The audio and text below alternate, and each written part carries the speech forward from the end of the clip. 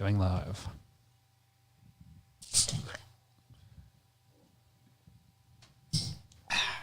G'day and welcome to On The Esky, an Australian sports podcast where we like to wrap up the week that was in the wide world of sport, drink a few Luke beverages and dribble on about the big stories. In today's show, there's international cricket galore. Australia is in Sri Lanka. An interesting test match has finished between England and New Zealand. A record's been broken by the English white ball team. And the Indian-South Africa series is at a Desmond Tutu.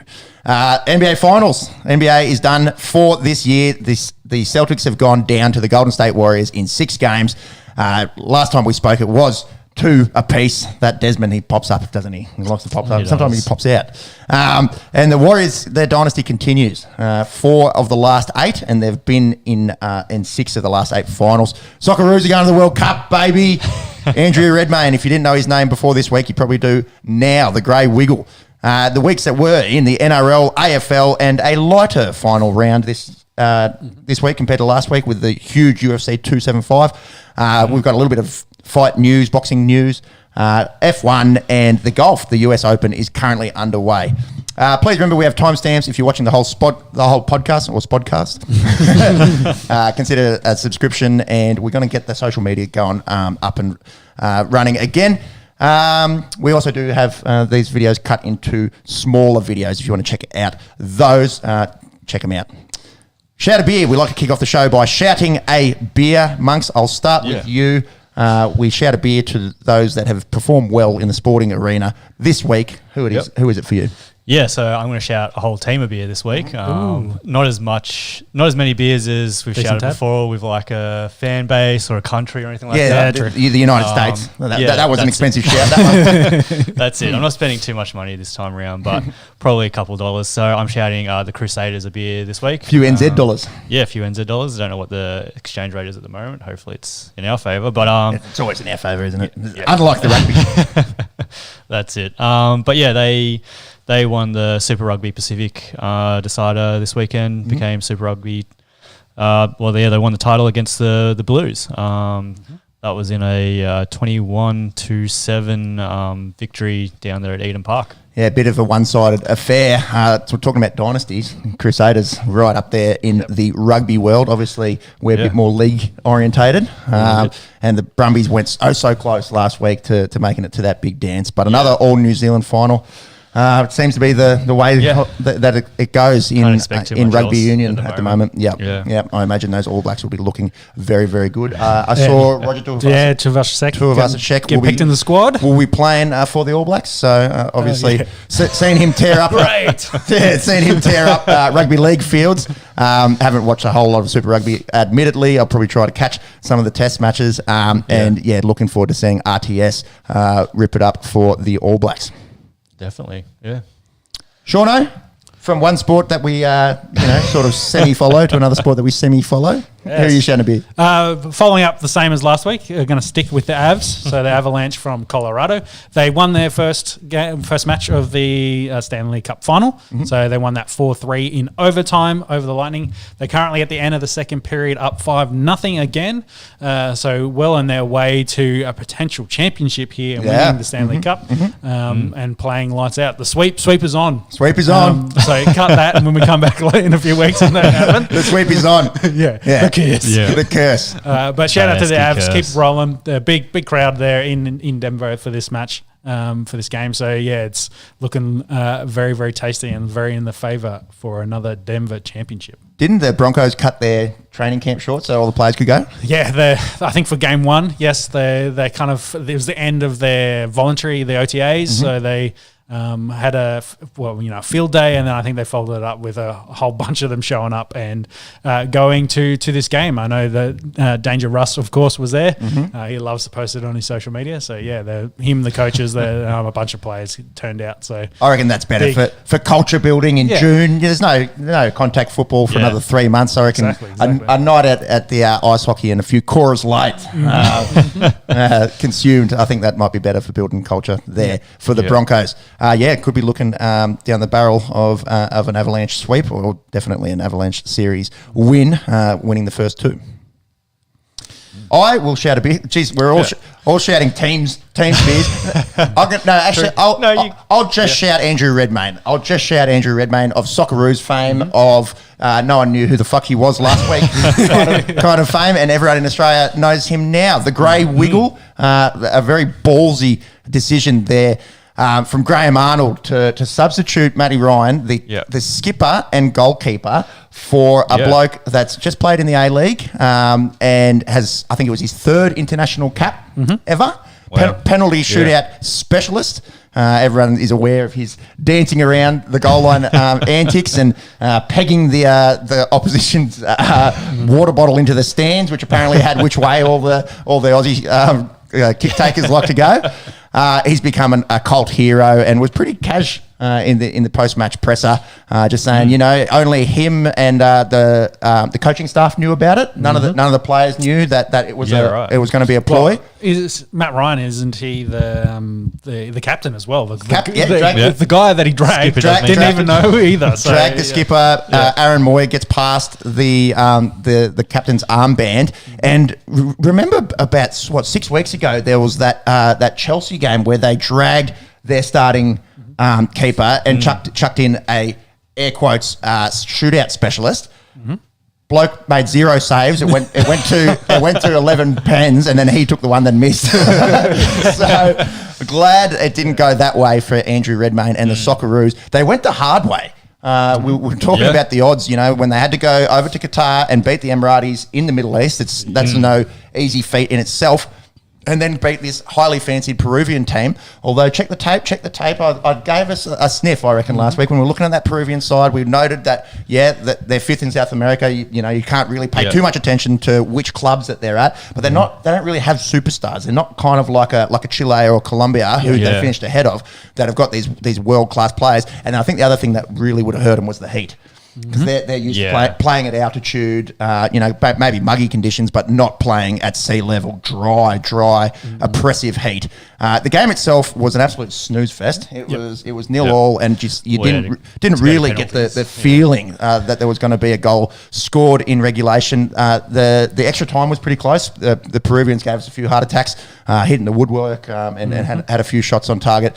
And it just reeked of going to pens, and it did. And hard to watch pens when 4 years of history is on the line. World Cup berth. But the Socceroos got the job done. Andrew Redmayne will be in Australian folklore, a la John Aloisi, taking the shirt off and doing a lap around Sydney when we made that second World Cup and hadn't been in there for ages. Speaking of, 5 consecutive World Cups now for the Socceroos. There's only a handful of teams that can claim that. Italy, not one of them. So teams in this World Cup that are this will be their 5th on the trot: Argentina, Brazil, England, France, Germany, Japan, Mexico, Portugal, South Korea, Spain, Switzerland. So pretty elite company there for the Socceroos to be in. Obviously qualifying the way we do is much harder than going through Europe or South America. So, but yeah, shout out to the Socceroos getting it done. And we've sort of become accustomed now for them being at the World Cup. It would have been pretty sad, I think, viewing, especially for myself. Probably my second team is Italy. If neither of them were at the World Cup, I don't know. You can't jump on England. You hate England. I would have picked a Smoky. Pepsi would have been on the Senegalese train or something. Let's go, Sadio Mane. World Cup is November, so obviously a lot of conjecture been spoken about this World Cup, FIFA, corruption, etc. But we will have to wait another few months before the World Cup kicks off. Yeah, the only guarantee is it's going to be fucking hot. It will be. It won't be as hot as these qualifiers. So they've gone through the most oppressive of the Qatari heat. World Cup's 5 months away. It's just action packed now in terms of international sport. We spoke about how there's international cricket non-stop now. We've got a Cricket World Cup coming up. There's a Rugby League World Cup coming up. There's a Soccer World Cup coming up. Good time to be a sports fan. Definitely. Mop of the week. Now, if you haven't seen this footage, search Live Golf Tournament. Guy gets hit by a ball. Man gets hit by a golf ball. It could have been Moles, man. So. This bloke, he gets sconned right on the dome, and I don't know what the go is because everyone's screaming for the bloke that hit it, waving his golf club around, and he gets. Yeah, you saw him down there. He's going like this. He's picking it almost up. looking- I reckon he was. He was almost looking the other way. He was looking the other way. So I know. The joke is, hey, turn the other cheek and I'll just cop this one. Jeez. Take a big dive, get them bags. Get them bags, yeah. So if you look at the footage, the bloke gets pinged and he looks like a GTA character that's just that's just been wasted. Yeah. The way that he went down, some people saying he took a dive. I don't know if your brain can react that quickly to take a dive, going after that Saudi money. But I was saying amongst pre-show, I don't know if Saudi do compo. I think it's what golf ball hit you? If their history is anything to go by, that's as much as I'm going to say about that. So I don't end up in a barrel of oil somewhere. But yeah, the Live Golf tournament did kick off. I have no idea who won actually last week. I was the only Live Golf that I consumed was watching that about 18 times. We'll get a result and we'll talk about it in the golf section. Figure that one out. Sounds good. Obviously, the US Open, the official tournament. Official tournament, the one that's got 122 years of history. When Saudi Arabia was just a desert. Jeez, I'm not looking You good. love digging that hole for oil. Not looking good at the moment. All right. Enough about me trying to get myself assassinated. Let's talk some cricket. Yeah, let's get stuck in. All right. Australia versus Sri Lanka. Monks, if you wouldn't mind bringing up those scorecards. Sits at 1-1. First game, the Sri Lankans... they batted first and they made 300. So pretty good effort. I think it was Kusal Mendes who top scored for them. If you wouldn't mind just getting that scorecard up the top there. Yeah, there you go. Mendes 86 not, and that's right. Both our openers started off with 50 odd, and it was that Marcus Stoinis run out which kick-started the Australian, taking a few wickets because there was a point there at none for 115 after 20 overs. Sri Lankans were looking at a really big score. Yep. With the ball, there was probably Ashton Agar with 2 for 49, and Marnus Labuschagne rolling the arm over with his leg. He's 2 for 19 from his 3 overs. But Agar you'll never stop hearing about that. No, you won't. No. The other boys won't. But Agar hurt himself in this one. Well, and didn't someone else get Stoyan hurt himself with a and didn't someone get strain. COVID as well? The Aussie's been hit a bit harder. Post this match? Maybe, yeah. The injuries I was definitely aware of in Stoyan and Agar. There's a few changes hadn't leading in. I think I've turned COVID notifications off on my phone. I tend to miss them these days. Apple should make that a function. Open up settings. Yeah. Do you want to hear about COVID? And then Australia... if you don't mind scrolling down there, Monks. Warner got caught LBW in the first over. Finch in the runs a little bit again. It was a bit of a team effort until Maxi went out there and went berserk. 80 off 51, including 6 sixes, striking at 156. It was rain affected as well. So actually, this was in the middle of the night for us. I was trying my best to stay up and watch the first innings, the Sri Lanka innings, and then I went to bed. Checked the score in the morning. And I thought, geez, we lost. But then I didn't realise it was Duckworth-Lewis. The 282 got us home via Duckworth-Lewis. Mm-hmm. Hasaranga for the Sri Lankans, he was pretty good with 4 for 58. He missed the second game. I don't know, maybe was that COVID related? Is that what you're thinking? Could have been. He's their best player. Continue into the second game, Monks, if you wouldn't mind bringing that one up. The Aussies have had a loss. It's good maybe for Sri Lankan morale over there. A lot of fans there in Palakele Stadium, which was good to see. Obviously, the Sri Lankan nation itself going through a bit of hardship at the moment with hyperinflation running through the country. So maybe a bit of morale. You don't want to go there and absolutely fucking kick the shit out of them for 10 games. It looks like it was a solid team effort there in that. It was, innings. Yeah. No one made half a century for the Lankans. It was 30 here, 30 there. They only made 220, but it was the bowlers for the Sri Lankans. 4 for 35 for hot boy Pat Cummins. Oh, and Matt Kuhneman making his international debut, and Mitch Swepson into the team as well. So a couple of Queensland spinners there. Kuhneman getting the new ball. Us sort of going a little bit more Sri Lankan in the way that we picked a team. A few more spinners and spinners getting the new ball. Yep.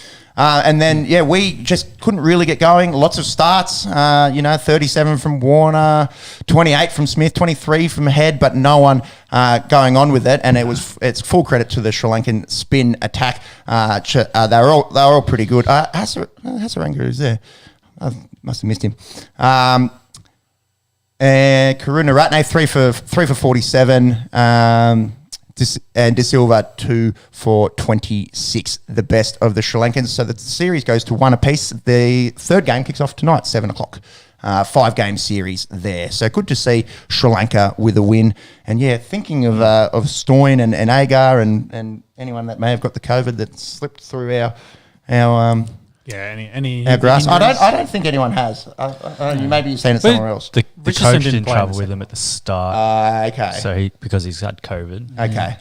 So Big Red, Andrew McDonald. Yeah. Big Mac not travelling with them. But I hadn't heard about any of the players. Anyways, who knows these days? You see that much on fucking social media. Some goes in, some goes out. Yeah.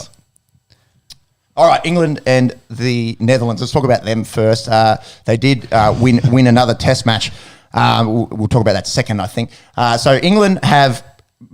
Imagine in the 1990s, someone telling you a team could score 498 in white ball cricket. You'd just about laugh them out of the room, wouldn't you? Yeah. So England have gone and done that against the illustrious Netherlands side, who, mind you, were competitive in their 3-game series against the West Indies, but it just goes to show this England white ball team is a different kettle of fish. Yeah.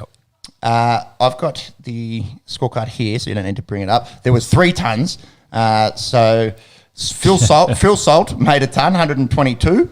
And then David Milan, 125. And batting 4, not to be outdone, and in absolute redonkulous form, Joss Butler goes out and scores 162 off 70, if you don't mind. That's 14 sixes and 26 sixes in the innings. Liam Livingston came out at 6 and smacked 66 off 22, if you don't mind. Harsh day for Jason Roy and Owen Morgan missing out. Owen Morgan got a first baller and Jason Roy got dismissed for 1. Yep. So you'd be really shaking your head, I think, in the sheds after that. You'd be disappointed, definitely. Wouldn't you? No, it's a team sport, mate. Yeah, You're happy for your team winning. No, for anyone that's played cricket, you say, fuck that guy out there. It should be me out there hitting 160 off 70 balls. Rocks or diamonds from the English players, that is for sure. The winning margin in that was 220. Was it Richie Beno 222 runs? 232, Close, yeah. which we thought might be up there with some of the highest winning margins in ODI history. Not even top 10. No, not even top 10. We've got illustrious teams at the top of that list, though. We do. Ireland, Afghanistan, Zimbabwe, Bermuda. That's it. I mean, Hong Kong makes it in Namibia, there. Hong Kong. Yeah. Against India. These are all the losing teams. I must reiterate. Yes, the teams that probably struggled to get 100 and had 400 put on them. So, That's it, yeah. The Cricket World Cup, you love those. You love seeing a few of the minnows, getting their asses kicked on the world stage. At least they're there. That's it, yeah. So the largest victory there is New Zealand had a margin of 290 against Ireland. The run chase there was 403 runs back That's in 2008. a while ago. Yeah, 2008. Ireland have improved quite somewhat since then. Yeah. So that score was what, top score of biggest score ever? And England now, the current English team really hold the top 3. The old record was 4-8-1, which was against Australia. Yep. Throw us in the names, the likes of Bermuda and Namibia and Hong Kong. That was a few years ago where we got absolutely pasted. And then I think the third one there is 444. Yep. Back in 2016. So it's all Pakistan. It's all England. Yeah. White ball within the last 6 years. Yeah, 6 years. Yeah. So a testament to what they're doing, in white ball cricket. That's it. Yeah, the previous 2 were in England as well at Nottingham. So yeah. So English decks conducive for runs. This was in Amsterdam as well. So yeah. I wonder maybe the size of the ground. It probably wasn't. It wasn't MCG out there. No, it was to Butler's liking though, definitely. Yeah. Yeah, I wonder if they 20 odd sixes, yeah. went down the red light district afterwards, smoke a few legal J's and just window shop, of course. The red light. I'm not talking about prostitution. I'm talking about that's where that's where brownies, bro. That's where the nightlife happens in Amsterdam. From chocolate cake. allegedly. Some extra herbs. Can you bring up the England-New Zealand scorecard? This game, I think if we want to check tape, I think we said something along the lines of New Zealand or draw in the last episode. Yeah, it's going to go full 5 days. And it was a miraculous fourth innings again from Johnny Bairstow and Ben Stokes, the two red nuts getting the job done. Stokes was saying it was his favourite win, even more so than I think Root contributed a heap, didn't he? in the first innings, I believe. Yeah. So we'll quickly recap what we spoke about last week. New Zealand 553 off the back of 190 from Daryl Mitchell, 106 from Tom Blundell. If you don't mind scrolling down there, monks. And then England, in the first innings, it was that big 100 from Joe Root, 176 and 145 to Ollie Pope, which gave them 539 of their own. And then keep scrolling. New Zealand, a few 50s in there, but no one really got going. 284, they got dismissed 4. And then if you go down to the fourth innings, it was a slow start when they lost Crawley, Pope and Root. They were 3 for 56 and then went on to be 4 for 93. And then Bairstow and Stokes got absolutely stuck in, and they were playing we're talking about the whiteboard. They can score quick. 11 sixes between the two of them. 11 sixes, 147 strike rate for Bairstow, 107 for Ben Stokes. Stokes, his second win as skipper, and essentially the first one was the Joe Root show. 176 from Root doesn't hurt in this one either. But the game was won, I suppose, off the back of Bairstow and Stokes' knock. He was saying to come back, from mental health break and that broken hand that was given him curry for a long, long time. To be the captain. To go through and captain a historic victory like this, it was very special for him and good for fans of English cricket, I suppose, to see some other guys contributing that aren't named Joe Root. I think it was also good to see a fifth day test with a 5-day test. Everything to play for on the last day, and they pushed hard to get a win. So it was good. Instead of trying to save and play out a draw, then they went after it. And that's what makes Test cricket so enticing. When you get a game like this and you go, that's what it's about. That's what it's about. It's gone. It's gone. To the final. They've gone deep in the final session. They haven't pussyfooted around. They've put it all on the line. Play for a win. And it's produced some really entertaining cricket. Yeah. Now, the big caveat, I suppose, no Kane Williamson for New Zealand. Where do English cricket them scoring 500 in the first one? So. No, and the decks as well over there. You can go out and make 500 back to back in England. The world's upside down, mate. We've got these Hobart decks down here. The game's lasted 2.5 days, and there's roads in England. I don't know what's going on. But I suppose that is the caveat that Williamson not in the side. And I wonder for English fans, is there hope starting to be restored? Obviously, with the Joe Root sacking, a lot was made of 17 tests with 2 wins. And that's my question. Like, I know it's only the first test since the sacking, but is Stokes and his mentality, and I suppose how he wants to play cricket, has I guess translated to the rest of the team actually? That's hitting some runs. Point. Like, is that was Root the problem all along? I guess. Yeah, and a lot of people have said Root wasn't an aggressive captain, and this reeks aggression. This is peak alpha aggression. Striking it over 100 for a couple of days. Yeah, it's and that's something that I hadn't really considered because I was in the Root camp. Like, he's been dudded here. He's been carrying him for the last 2 years, and then you get put a monster effort in this one as well, and then you get your captaincy stripped. But maybe there's something to that maybe the mentality has changed slightly, and maybe it's obviously hasn't affected his batting. He's got back-to-back tons, massive 176. He's famously gone past 10,000 runs like we spoke about last episode. It's obviously freed him up a little bit mentally maybe, and Stokes has hit the ground running. I think new captain, new coach, they're in a happy place. I think now they're maybe they're starting to see some of the fruits of that new setup, that new chemistry. It seems to be working for them. I suppose it's also like I said, new captain, new coach. They don't really have anything to prove just yet, so they're happy to just go out and swing about and see what works for them and find their groove. So Don't know. It makes for an enticing lead up to this this India Test match, which kicks off July 1 and will be the series decider. I did see something semi-random / funny as well. I think Trent Bolt, the Kiwi bowler in this, has a better batting average since 2020 than Kohli does. So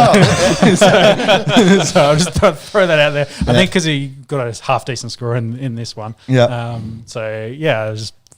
I was just like, poor Kohli. He's just not having a great form in the Test format. that Kohli watch. Well, and have you seen the since the start of 2020 how Kohli, Smith, Williamson were leaps and bounds ahead of Root for tons, and Root's caught all of them. Yeah. I think Root scored 10 tons since Kohli scored his last one. Yep. Pretty crazy stuff. I wonder if Mickey was talking about Andy Lee from Hamish and Andy fame. And I wonder if he got his bet paid out at 150 to 1 regarding Joe Root making 10,000 Test runs. Yeah, he's in stellar form with the bat, and it's going to be interesting to see this England team moving forward under Stokes. Will they continue with this aggressive mindset and it paid dividends for our arch nemesis in their upcoming games. Yeah, the Indian games what? First week of July? Yeah, so 2 weeks away roughly. They've got 2 more ODIs against the Netherlands. I wonder if the 500's in danger. I wonder if the 500 is in danger. That'll be interesting. Yeah, they're both still in Amsterdam. They'll play both in Amsterdam as well. So. There's also the third test, obviously, against New Zealand before the India test. Have you got a date there for that third test? 23rd, starts on the 23rd. Thursday. So, this Thursday. week. So they're playing back-to-back days, the white ball team, Tuesday and Wednesday in the Netherlands. And then they go straight into the test. So I imagine that the Wednesday you'll see, there's only really Butler is in that white ball team that plays test cricket. Butler, it's really only Butler. So I imagine Butler wasn't in this squad, so. Oh, yeah, true. He hasn't been playing the last 2. Yeah, because they've had folks. That's a weird one, isn't it? Yeah. When the bloke's so dominant in white ball cricket, I think he still averages 35 or something in red ball. I think that Folks is a better gloveman. They always speak highly of him behind the stumps, and that's the old adage, you've got to pick your best wicket keeper. But unusual for a bloke that's in the white ball form that Joss Butler's in to not be able to crack into that team. I'd forgotten about that. I was remembering our Ashes series when Butler was in the team. Yeah, well, if you're going to pick him in a batsman, does he then have to be like an opener? Like he's got to be the Davey Warner? Well, that's interesting, isn't it? Because they've gone with Crawley and Lees, and they've had more opening partnerships in the last sort of 2 years, and I've had hot dinners. That's a good question. Would he come in as an opener, and is he cut out for facing a swinging red ball? Look, I don't know the form that he's in, and the fact that no one's cemented their place as an English opener. I liked what we saw out of Zach Crawley in the end of the Ashes. I thought he played the game with a bit of intent, whereas Hamid and some of the others, they were just kind of just trying to stay alive, not looking to score runs, not looking to get on the front foot, and they got shown out in the Ashes. I don't know. I've liked what I've seen out of Crawley. I haven't seen enough of Lees to really know. He obviously made a few runs here, but I don't think he's had any innings of note in this series so far. So it'd be interesting to see if Butler can force his way back into that team. Yeah, India and South Africa. So Desmond, we have another Desmond in this T20 series. South Africa got the first 2 wins, which I don't think many people had predicted. And we spoke about that last episode. But then India has struck back, winning Game 3 and Game 4. They won Game 3 by 48 runs, and it was really off the back of a good bowling effort. They made 179, 50 odd each to both Ishan Kishan and Ruturaj Gaikwad. Got them to 179 after the first game being 200 and something. It was a little bit lower scoring, but still 179. Nothing. Did they change up the team at all, the Indian team? Yeah, it looks like the bowlers are quite different there, but that top order. In terms of Gaikwad, Kishan, Iyer, Pant, Hardik, I think that's all pretty similar. Yep. They brought Dinesh Karthik in the 4th game. He was man of the match. But I think a few bowling changes there. And it's obviously paid dividends because Harshal Patel, 4 for 25, and man of the match, Yuzi Chahal, backing up his stellar IPL with 3 for 20. And then game 4 was an absolute routing. India winning by 82 runs. What did they make? They only made 169, and it was after a slow start as well. So Hardik with 46 off 31, and that man that I just mentioned, Dinesh Karthik, with the man of the match, 55 off 27, getting them to a respectable 169. Nice. And then South Africa went out there and got absolutely bulldozed for 87. Rassie van der Dursen top scoring with 20. Who did the damage for him? Looks like a bit of Avesh Khan and Akshar Patel. Avesh Khan 4 for 18. And Yuzi Chahal, 2 for 21. So Avesh Khan really bowling the house down there. Look at that, 15 dots out of Avesh Khan. We saw his rise last year in the IPL. It still wasn't too bad. Captain retired hurt. Yeah. Don't know what happened there with Bavuma.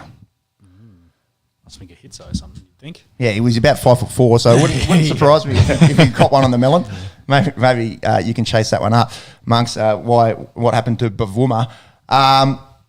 Moving forward, it makes a really interesting fifth game, especially for the neutral. How tall is he as well? Did I sell him short at 5'4"? 162 centimeters. That's 5'5".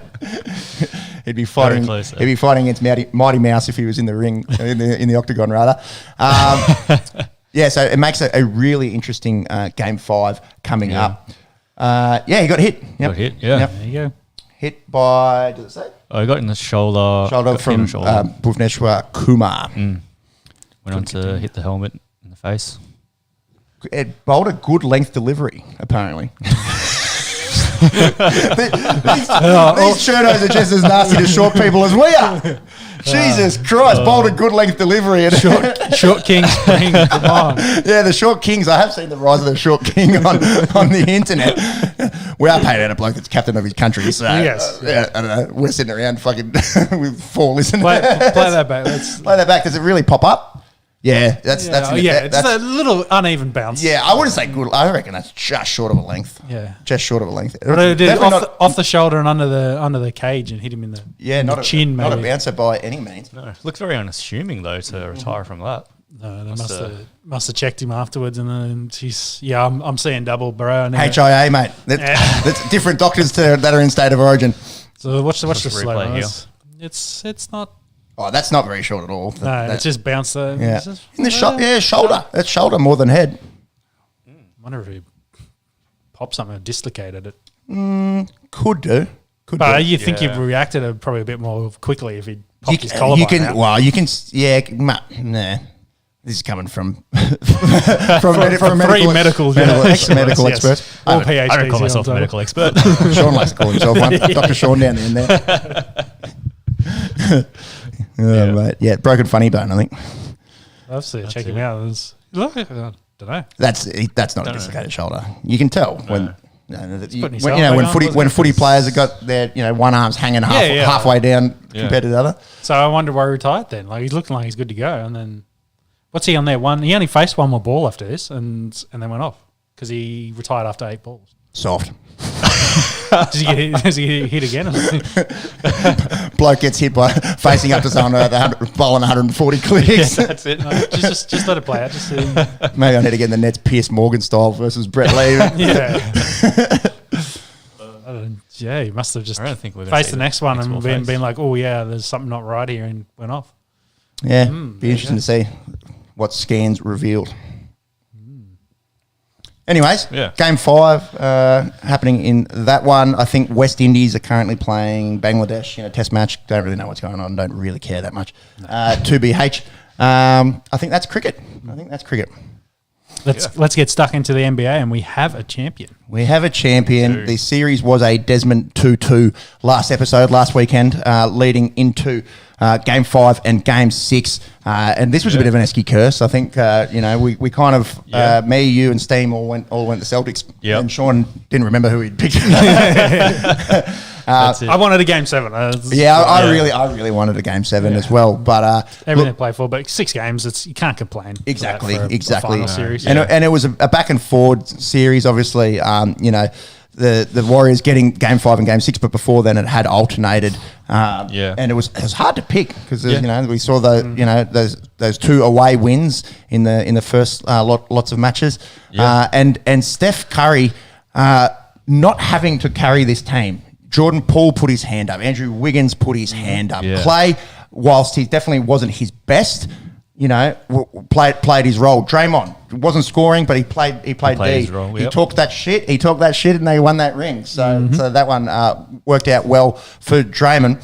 It's good when you've got 3 to 4 other really good teammates as well. So. Yeah. I feel like the whole start of the series we're talking about how well-rounded the Celtics were, how they didn't need that superstar. They could all just bounce off each other, and how this Golden State were heavily reliant on Curry, and then team effort. That's it. Team effort in Game 5. It was Andrew Wiggins was the bloke that put the team on his back. He had 26 points, 13 rebounds in that one, and Steph I think went 0 for 9 from 3-point land in that one. So it's a testament to that Golden State team for when your Finals MVP. Your best player has an off night and you still go out and win by 10. That's what a championship team needs to be made of. And as we alluded to last week or the week before, it's probably why we haven't seen, a Denver Nuggets that relies so much on Jokic, or the Miami Heat that relies so much on Jimmy Butler. Teams like that, just take that next step. Yeah, although maybe Giannis says hello from last year. Although Giannis with Middleton, very different story. So Middleton been hurt for a lot of the playoffs, probably hurt the Bucks' chances.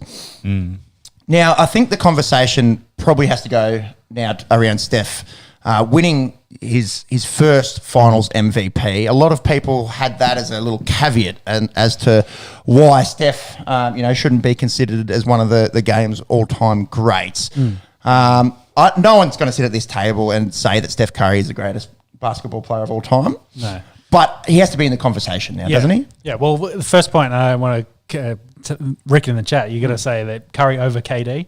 I think the results speak for themselves. Yeah, I think what was the quote? We shoot threes and win titles. Like I think it's very, very clear that they've got that capability. And yes, but now with the record's starting to stack up for Curry. It'll be interesting to see how much longer he's gonna do it. You think he's still got a couple of years left in him? Definitely, man. Yeah, because I think he's 34. Yeah, chase that up. He's not that old. He's a lot younger than LeBron. That also true. He's a lot younger than LeBron, and he could maybe add 1 or 2 more. But yeah, into that conversation, and you look at that list. He's now on that list for the 4+ titles and multiple MVPs. Yep. You got the list there, Pepe. You want to run through it? Yeah. So this is something that we looked at. So the criteria was you need to have won 4 titles and have multiple league MVPs. It's a pretty short list.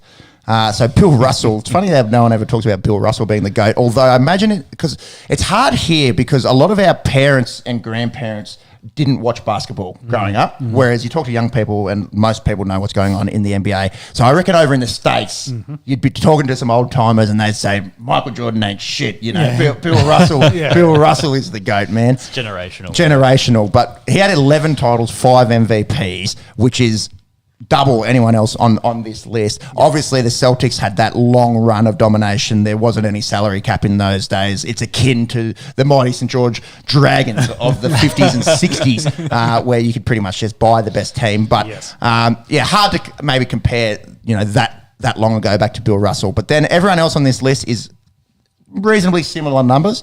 Kareem Abdul-Jabbar, 6 titles, 6 MVPs. Michael Jordan, most people's GOAT, 6 titles, 5 MVPs. Did have the 2 years off, so could that be 8 and 7 if he didn't have those years playing baseball? Magic Johnson, you talk to some people, especially Lakers fans, that will make an argument for Magic Johnson being the greatest player of all time. 6'9" point guard is pretty scary, unless his name's Ben Simmons, I guess. Sorry, I couldn't resist. Shout out, Ben. Get better. Australia needs you. Tim Duncan, 5 and 2, and then we've got the current guys in the GOAT conversation. LeBron 4 and 4, and Curry 4 and 2. No, did Kobe win multiple MVPs? That's the difference. He's got 1. He had 2 Finals MVPs, but 5 titles. Yeah. So didn't make the criteria. But and the other... Well, obviously Kobe is in the conversation, and it is probably on people's top 5, if not top 3 list. And then maybe Wilt the Stilt needs to be in the conversation. Obviously, didn't have the success in terms of the titles, but pretty much all the records in terms of point scoring, rebounds, et cetera, belong to Wilt the Stilt. He just didn't have the longevity, I suppose, of a Kareem or a Bill Russell or a LeBron. I think a key point here that Rickens actually made in the chat there was that Curry and LeBron do overlap in eras. So, his point here was Curry single-handedly stopped Bron from being the GOAT because he's taken all of the potential champions and extra MVPs away from him. Yep. So they do overlap, whereas, if you take from Jordan to Kobe to probably the start of LeBron, there's some overlap. Only a little bit of overlap compared to where these two are actually playing directly against each other throughout that period. So it's interesting point. You'd probably. I think we talked about this a little bit before. You could definitely say that LeBron's more of the complete player. But if you're going to pick a shooter, and probably the greatest shooter of all time, it's Steph Curry. Well, I don't think anyone's going to argue that he's not. And again, testament to the teammates that he had around him in this championship win. It was his worst year shooting the 3-ball ever. Yep. And they go out and win a title. And they were asking the players, what does this mean to you? The guys that had won 4 in Steph and Clay and Draymond and Iggy, did this one mean the most? And I think they were all saying, they worked the hardest for it. That's right. They did it for Clay, coming back from a knee and an Achilles to, horrible injuries. Him, he was discussing how there was tears and, he didn't know if his career was done or, he was thinking, am I going to be able to play the game that he loves again, let alone win another ring?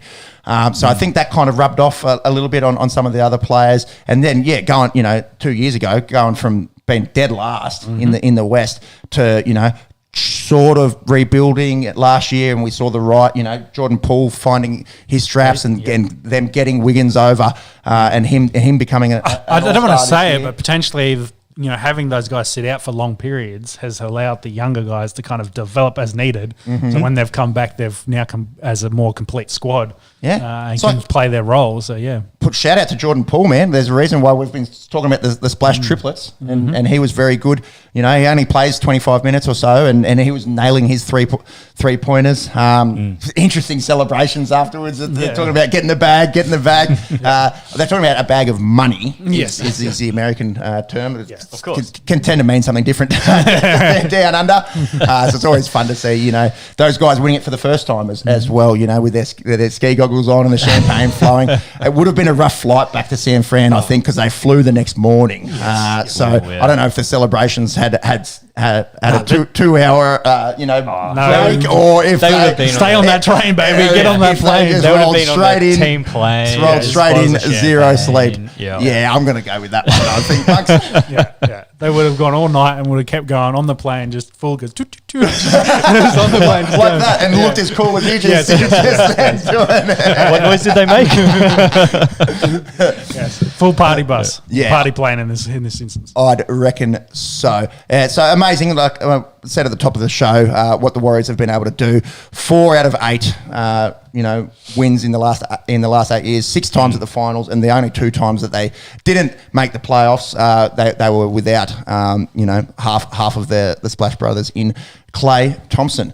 Let's clip this one because we don't normally clip basketball, but let's clip it. And if you're watching this, get at us in the comments as to what you think about Steph Curry and the GOAT conversation. I think he's definite top 10 now, and I think you can argue that he's top 5. He literally changed the game. He changed the way that the game is played. He's got he's got the seat at the table. And they can have that round table discussion about who's number one. Indeed. So get at us in the comments there and let us know what you thought of the season or the final series. If you were happy to see the Warriors get another ring for Clay, or if you're getting a little bit sick of the Warrior domination, let us know. Well, talking about that Warriors domination, so I just had a look at the number of championships, and off the back of Bill Russell's 11 titles, the top 8 or 9 players from that Celtics team. That Celtics team, yeah.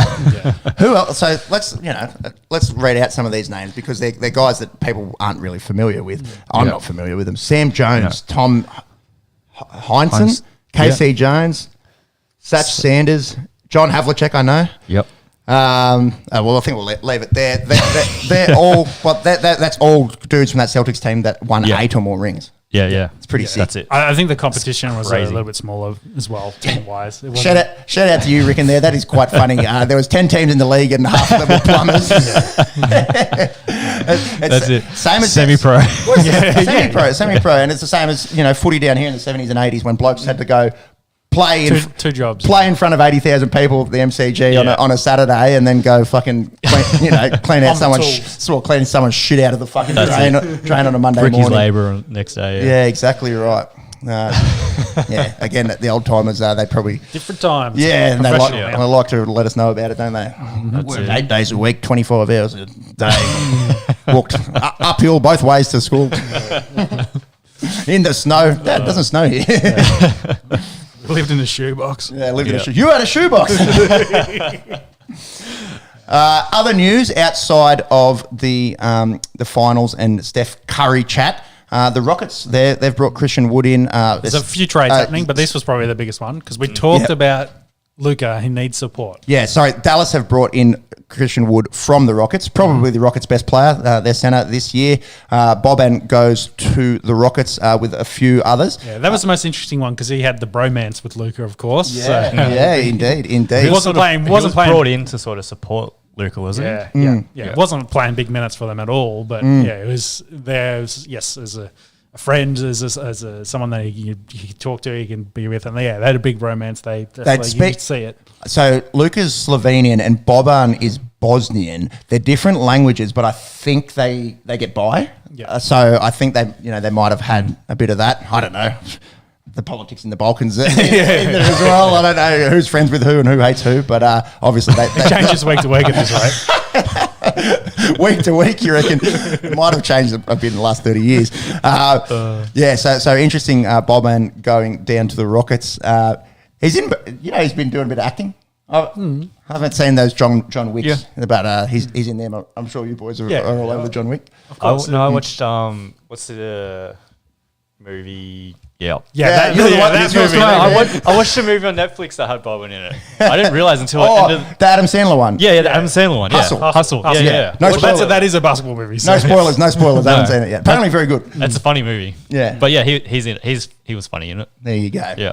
The one moment he was in it. But I'm glad you got there because that was going south real quick. Good thing you guys knew what I was talking about. But this trade, though, if we talk about adding Wood, you think that's a step in the right direction for supporting there for Luka? Definitely. He's young. He's already a top 10 centre probably in the league. He's only going to get better, and he'll be good cleaning the glass for him as well. Lucas often leads the team in rebounds. Yeah. Dude does everything. Yeah, exactly. So hopefully defensively that will strengthen the Mavs roster and he can also go forward and score points in the paint for him. I don't think adding Christian Wood makes them a championship contender just yet. Although he's a piece. Yeah, he's a piece. They need to in a good way. In a good way. Not like I'm a piece. You're a piece of shit. He's one piece to put together for that puzzle. So they probably need one or two other pieces. And then maybe they can make a run go because we just saw with Golden State. You've got a guy, but you need 2 or 3 guys around them to support them. So when they have the off day, that you're still competitive. That's right. Steph can go out and shoot 0 from 9 and you still win by 10 points. Yep, exactly. The other big thing in the NBA is the draft. Thursday night, the 23rd.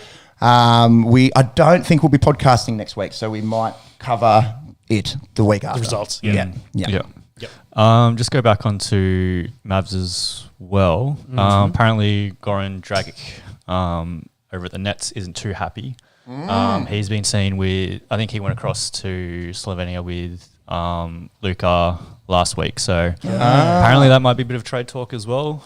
Well, we're full in off season now, so yeah. He's Slovenian as well, isn't he? Yeah. So I think that's the connection there, and I think he's been in the league for a few years, so I don't know how much help he would provide, but... Well, going back to our Balkans history, I think maybe Slovenians get along with Slovenians. Maybe. It's like Willie on The Simpsons. Depends on what suburb you're from, bro. Well, no, maybe. Yeah. What was damn Scots ruined Scotland? They'll get along. One's a Rangers fan, one's a Celtics fan, and fucking Willie hates you. That's it, yeah. I'd love to slip a little Simpsons reference in. Always. All right, let's talk some rugby league. Before you get into that, just it looks like the Avs are going to win. There's a bit of a boil over here. It looks like they're up 7-0 with 3.5 minutes left. Yeah, well, yeah. The Lightning letting a few hands go. I think they're not over. Manly looked like they were going to win. Yeah. No, they still got the fourth quarter to go, don't they, dude? No. End of the third period coming, and yeah, they'll be up 2-0. Ice hockey chat. Yep. Very good. All right, something that we do know. Let's get stuck into. Yeah, do we though? We like to talk about it. Well, yeah. Rugby league, something that I enjoy when the Dragons play, the way that they played on Thursday night. I tipped them. I often tip them in games that they shouldn't win. I tipped them for the Cowboys, so no medals needed there. It was definitely more heart than head. But they came out and they played the best half of footy I've seen them play in 4 or 5 years, maybe. Yeah. I don't know if... Was it a product of the Dragons or more so Souths? Souths were bad, but in league when you can just start getting on top and they've got the ball, you get all the momentum. You get the ball back. There was everything. There was a stage where Dragons had 11 of the last 12 sets. It was like that's dumb. And Souths had made 30 minutes in the game. Souths had made 3 times more tackles. Yeah. So it's a kind of a rugby league function where if you start getting on top, you can really get on top. But credit to some of the young Dragons players. I thought Talatau Moan had his best game so far. I thought Cody Ramsey was solid again as a one, and that man that needs to be in the chat definitely for the Dally M, Ben Hunt, was very good as per usual. But then there were some quite soft tries. There was one where Michaeli Ravalawa ran into Alex Johnston on the line and should not have scored by any means, and bumped him off, and then he had no support from his inside centre, and Ravalawa went over. And how Steen was asking last week about why Alex Johnston has never been considered for Origin. I hate to say it, I think that's kind of it. His defense and he's just not big enough. He's just not big enough. And he's not like, you look at what Teddy does, and you can say like he doesn't do those things like fullback as a winger. Maybe. Nah. Like you pick him like just as a score. But then you look at guys. Look what Addo Carr's been doing the last 2 weeks, and you can't fit him in as a winger. Yeah. Exactly. He's a finisher. Yes. Yeah, exactly. But he's never even in the conversation. And I think that was quite hard for an AFL head to kind of comprehend. But then I think anyone that kind of watches rugby league, you can see, and nothing against the guy, he's probably going to finish as the game's all-time leading try scorer. Yeah, greatest finisher of all time. But exactly, I think that's kind of why he's not in that Origin discussion. Yeah. I wonder if for Souths they maybe went into this a bit unders after the Latrell news. Maybe they, all week Latrell's training the house down. They think Latrell's coming in. Next minute, he's got COVID and he's out, and then they've real flat. I was like, we're going to have Latrell's strategy about how we're going to get Latrell into the game, etc. And then they have been a different side since he got hurt. I think he got hurt against the Dragons back in round 6. I think for memory. I'm just going to go through some of their results. They lost to the West Tigers the week after that. They beat Manly, but then they got dished by the Broncos. They just beat the Warriors. Got dished by the Raiders. Beat the West Tigers. So they haven't really beaten a good side since Latrell's been out. They've beaten the Warriors and the Tigers.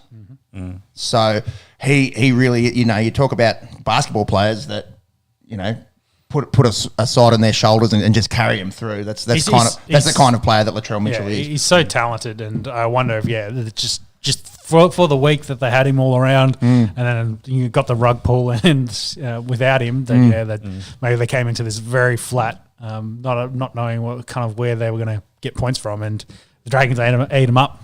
They're happy coming off into the Thursday night game. They're like, we'll take that in the top 8 just quietly. The Rabbitohs, they did turn around in the second half. So last week you said they weren't going to make that 8. So I said I'd be happy with a gentleman's 10th. I think is what I said. All I said is, and I've reiterated time and time again, after you facetiously getting the wooden spoon this year, it's just been an up yours to the man on my left, especially. Still a long way to go. Yeah, still a long way to go. And Dragons, there's only a few more games left. Dragons and turning in a good first half of the season and a shit second half of the season. Jeez, that's never happened before. Yeah. Famous last Well, words. there's going to be no barbecue this year, so Don't say that. Don't say that. Well, the thing is these days you can have a barbecue and some common sense is. Anyway, I'm not going down that road either. Well, just don't have a barbecue in Bali. That I think is the current problem the media is not happy with. But And we'll talk we'll about get to that in a second. in the And AFL. Yeah, I've got some thoughts around that one. Friday night, we saw two matchups between, well, 4 teams that should play finals, really. Yeah, all top 8 sides. All top 8 sides currently.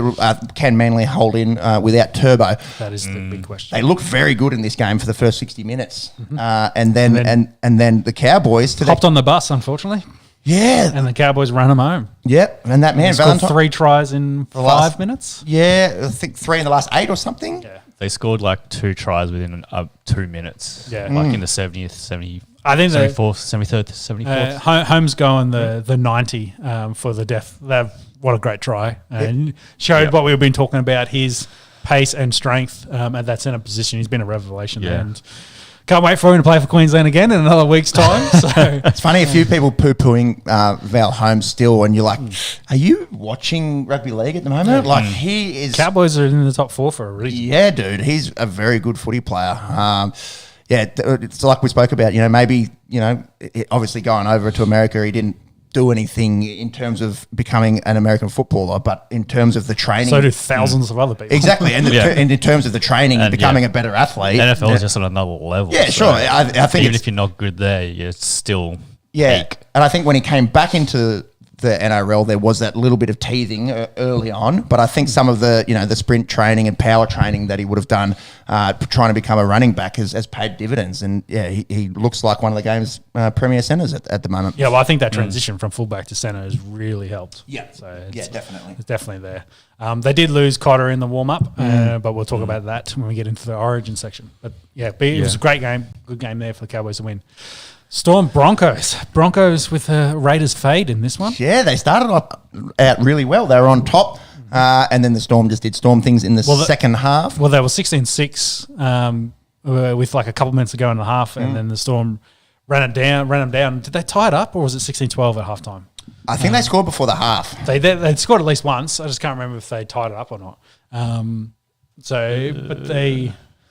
No, so it was 16-10 at the half. No, I got 16-16. 16-16? Yeah. Fake news from me. Yes, no, my mistake. There was that one Jerome Hughes try. Yeah, so they scored 2 like right at the end to tie it back up. So maybe the writing was a little bit on the walls there. The Storm were coming. The old momentum shift. Yeah. Momentum is a big thing. And Jerome Hughes looked excellent. Unreal. Two meat pies. Olam and Staggs had a really good battle in this as well. So It'd be nice to see Olam play State of Origin. Obviously, he's playing for Papua, and we'll talk about that in a second. But does that rule him out? Because they're not. It has to be how many years he was here. He wasn't here young enough. That's what rules him out. We have to go down through that fucking Valentine. You got me fucking up names now. Ronaldo Molitalo fucking flow chart of all the different things that you have to do. Yes. So had he lived here before 13, PNG is a tier 2 nation. Yeah, he would be able to play Origin. Yes. Yeah. Whereas now all the stuff with Tonga being a tier, and I think Samoa is they're tier 1 nations now. Yep. So that's why the guys have to choose, and I like that, and we'll get into that when we talk about the international teams. But either way, Storm's too strong, showing why they're getting back to where they were, being top of the table and dominating everyone. They're starting to work their way. They a bit slow on this. I give credit to the Broncos considering they had Tyrone Roberts, Billy Walters. And Ezra Mann, so no Reynolds. Obviously, Coates hurt himself. Completely different spine to last year. So and Herbie Farnworth, another new spine as well. But they did well. You know who played a good game? Payne Haas. Mm-hmm. After another AC scan. Yeah, so his ACs they grade them 1 to 6. Mm-hmm. So I imagine it's a grade 1 kind of. It's just a sprain. But both shoulders. A sprain. He's got grade 1s or 2s in both shoulders. Dr. Sean, you want to run me through each grade? no, but I just and then Payne turns around and plays prop for 80 minutes in an NRL. He's a freak athlete, man. He's the best middle forward in the game. And he's going to have to play State Origin again in a week's time. So, we'll see. We'll see there. What else happened? Sharks beat the Titans 18-10. The Titans, have they got the spoon at the moment? They are. So they are dead last. So the Bulldogs overtook them on Monday, which we haven't spoken about, but the Dogs went out and destroyed Parramatta. Oh, yeah. And fucked a lot of people's tipping round or multis on it, I would imagine. But good on them. So the Titans... It's point difference that separates them at the moment, isn't it? Six points apiece. They're both 6 points. Titans have given up. Well, the difference is 146. Bulldogs have given. The difference is 131. Okay, so quite close, really. Yeah.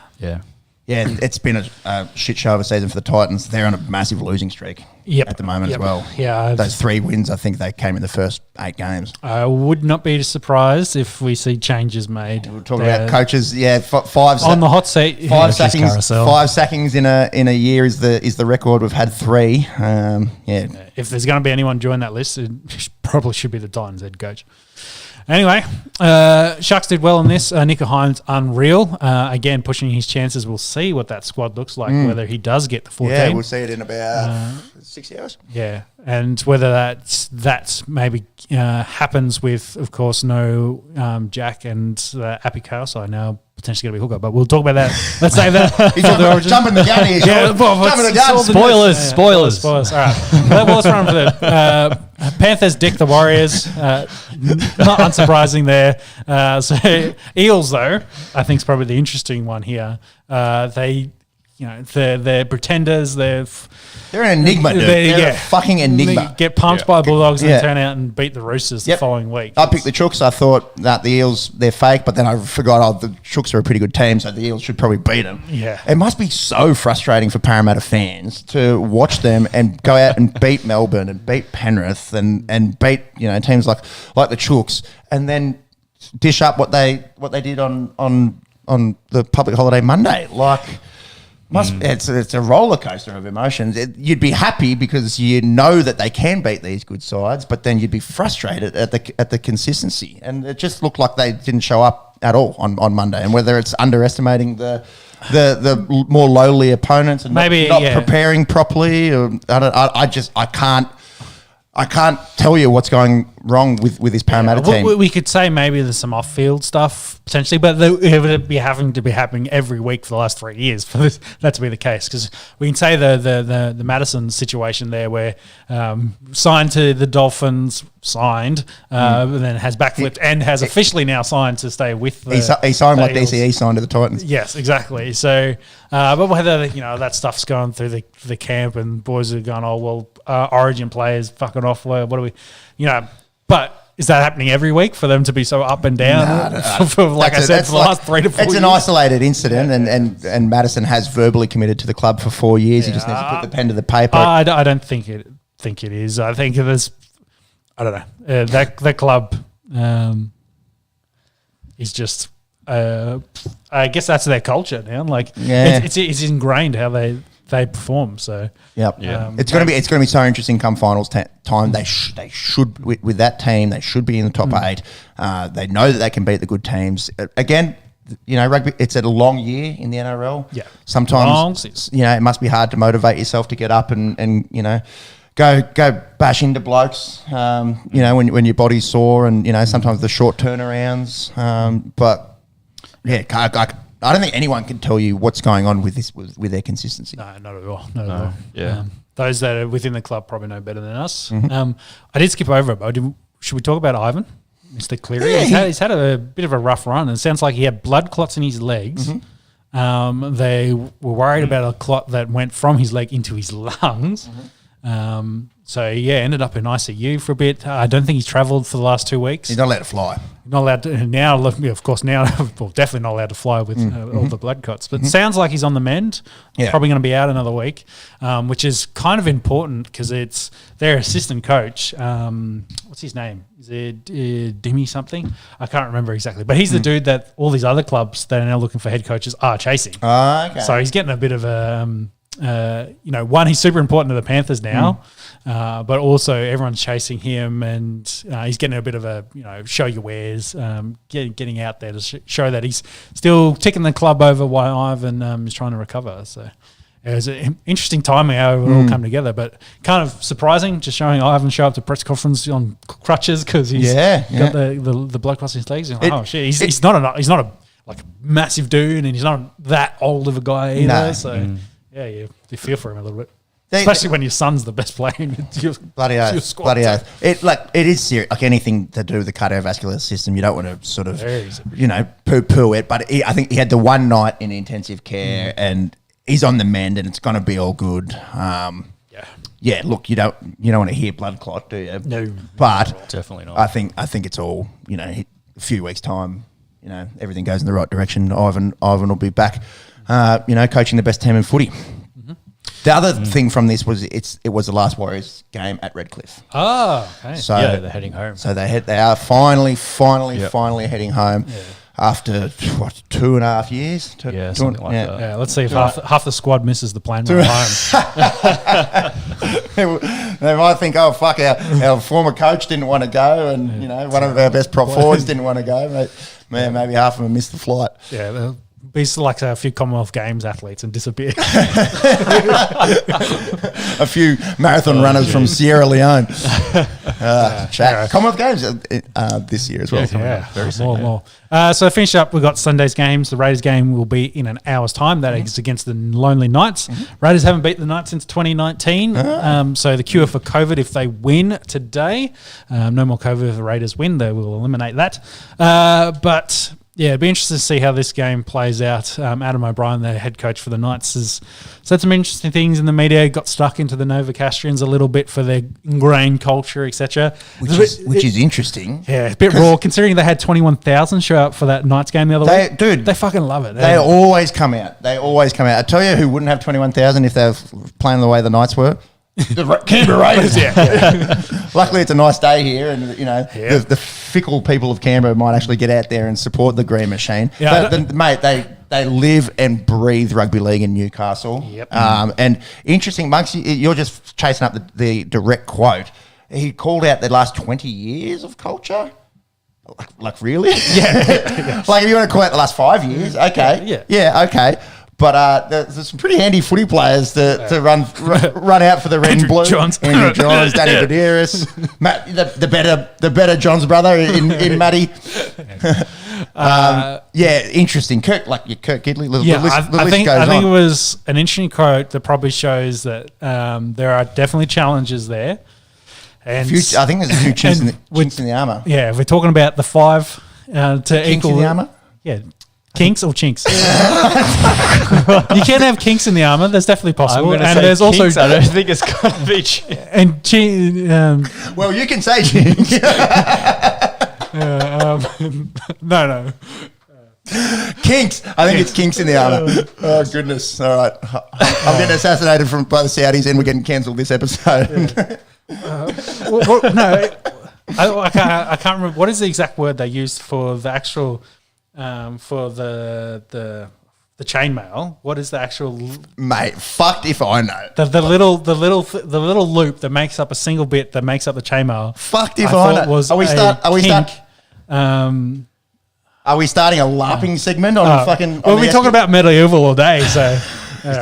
This is not wrong. It is. The idiom "chinks in one armour" refers to an area of vulnerability. Oh yeah. Thank you very much. Much like the Achilles heel. Yes. There you go. Chink away. Yeah. So a chink in your armour. Yes. Yeah. It's because of the miss in the mace in the chainmail. Sorry. Stop talking about fucking armour. Anyway, all right. Hey, you started this. It's your fault. You brought it up. I only started it because I was trying not to say something that was. But yes, that seems like the case there for Newcastle. We're talking about the 5 head coaches. To get us to that 5, Adam O'Brien would be the 5th on our list, we think. Finally, do you want this quote? I think I found the quote. Yeah. Let me know if it is the quote or not. So, just really disappointed. I think the physical part of the game, we were beaten to the punch straight away. We just got beaten up in the first half and with and without the ball. When we carried it, we were manhandled, put onto our backs, not willing to fight hard. Then on the flip side, they were pouring through us. We have a week where everyone's writing about our DNA and we get to respond, but then we got to find a way in the club to learn how to win again. What it takes week in, week out sits with me. whether it's I a don't see personal anything in thing. there about calling it culture. No, so the ingrained DNA. So as in the way the Newcastle, Yeah. well, everyone's talking about our DNA. We're talking about Newcastle culture, and then we go out and play shithouse. Nah, that's media beat up, dude. Probably Yeah. a little bit of That, media beat up, you of can course. say stuff that's nothing untoward to ex-Knights legend. I think we've been. I think a bunch of them There's read down that the as bottom that way. here. Down the bottom here. There's been 10 years of not having a whole lot of success. Yeah. There's 3 wooden spoons. So what he's saying there is factual. Yeah. Yes. He's just stating facts. I don't think he's having a dig at Newcastle's long culture and the history that was at that club in the late 90s and early That's 90s. it. It's ingrained in us a little bit, and we've got to find a way to get a winning culture in there and do what those teams that have tasted success, they're willing to put themselves through everything, and we need to find the willingness to do that. Nothing wrong with that. Again, No. Oh, yeah. And And I then mean, also the last time they won was 98. So that's, I think, where the 20 years come from. 97 it was. Bro. Yeah. I think. But anyway, Darren Albert but- crashing over against Manly. Yeah, not this century is what I'm getting at. So They won in 2001. They beat Parramatta in 2001. Well, that's still 20 years ago. So okay. I think that's where the cranky old men of NRL 360 love these as headlines. Yeah. So, And why the fuck would anyone listen to yeah, why is anyone still watching that show? Now that Ben Icon's not there anymore. but let's go back to a bit of the chat around when Ponga re-signed with Newcastle. Like, he needs to step up. It's not a culture of just hang around, take it easy. Like, you need to perform. Like, you're getting signed this massive contract. Like, we've got to start winning games. We've got to change the culture. So whether there's a bit of a carry-on effect of that. Definitely disappointing for Nova Castrians, given the way that they started the year. They won their first 2 games and they were leading Penrith until they had a send off in that game. Yep. And then it's been pretty dismal since then. Really, Yeah. yeah. I don't think he said anything that's too untrue. Yep. In that Yeah. presser. So the final match that we got today is the Bulldogs taking on the Tigers. What a game! What a game! What a Sunday afternoon rip snorter. Yeah, terrible game. I think the only thing to kind of talk about a little bit is Mick Potter. He's the interim Bulldogs coach currently, giving them a bit of an attacking flair, but looks like maybe taking the reins off. Free throwing structure. It's like, hey, we've got nothing to play for essentially now. Go out. Let's try and win some games. Let's throw the footy around, have some fun. And the boys, I guess, have obviously responded to that because they've scored 98 points in 4 games compared to the 96 they had in the previous 10. Only, of course, one win in that time frame, but it sounds like they've maybe taken the shackles off a little bit. Addo Carr's been great for him the last 2 weeks. He's made a statement, hasn't he? He has made an absolute statement. Yeah. Don't pick And maybe me that- for Origin. Yeah, maybe that's our segue You don't there. not pick me. Yeah, that's the segue. Let's talk Origin teams. So Origin 2 next Sunday. We've kind of given a few spoilers leading into this. Yeah, dude. Yeah. you know Darth Vader is Luke Skywalker's dad? Going back to the Star Wars show. Slip a little nerdy reference in here and there.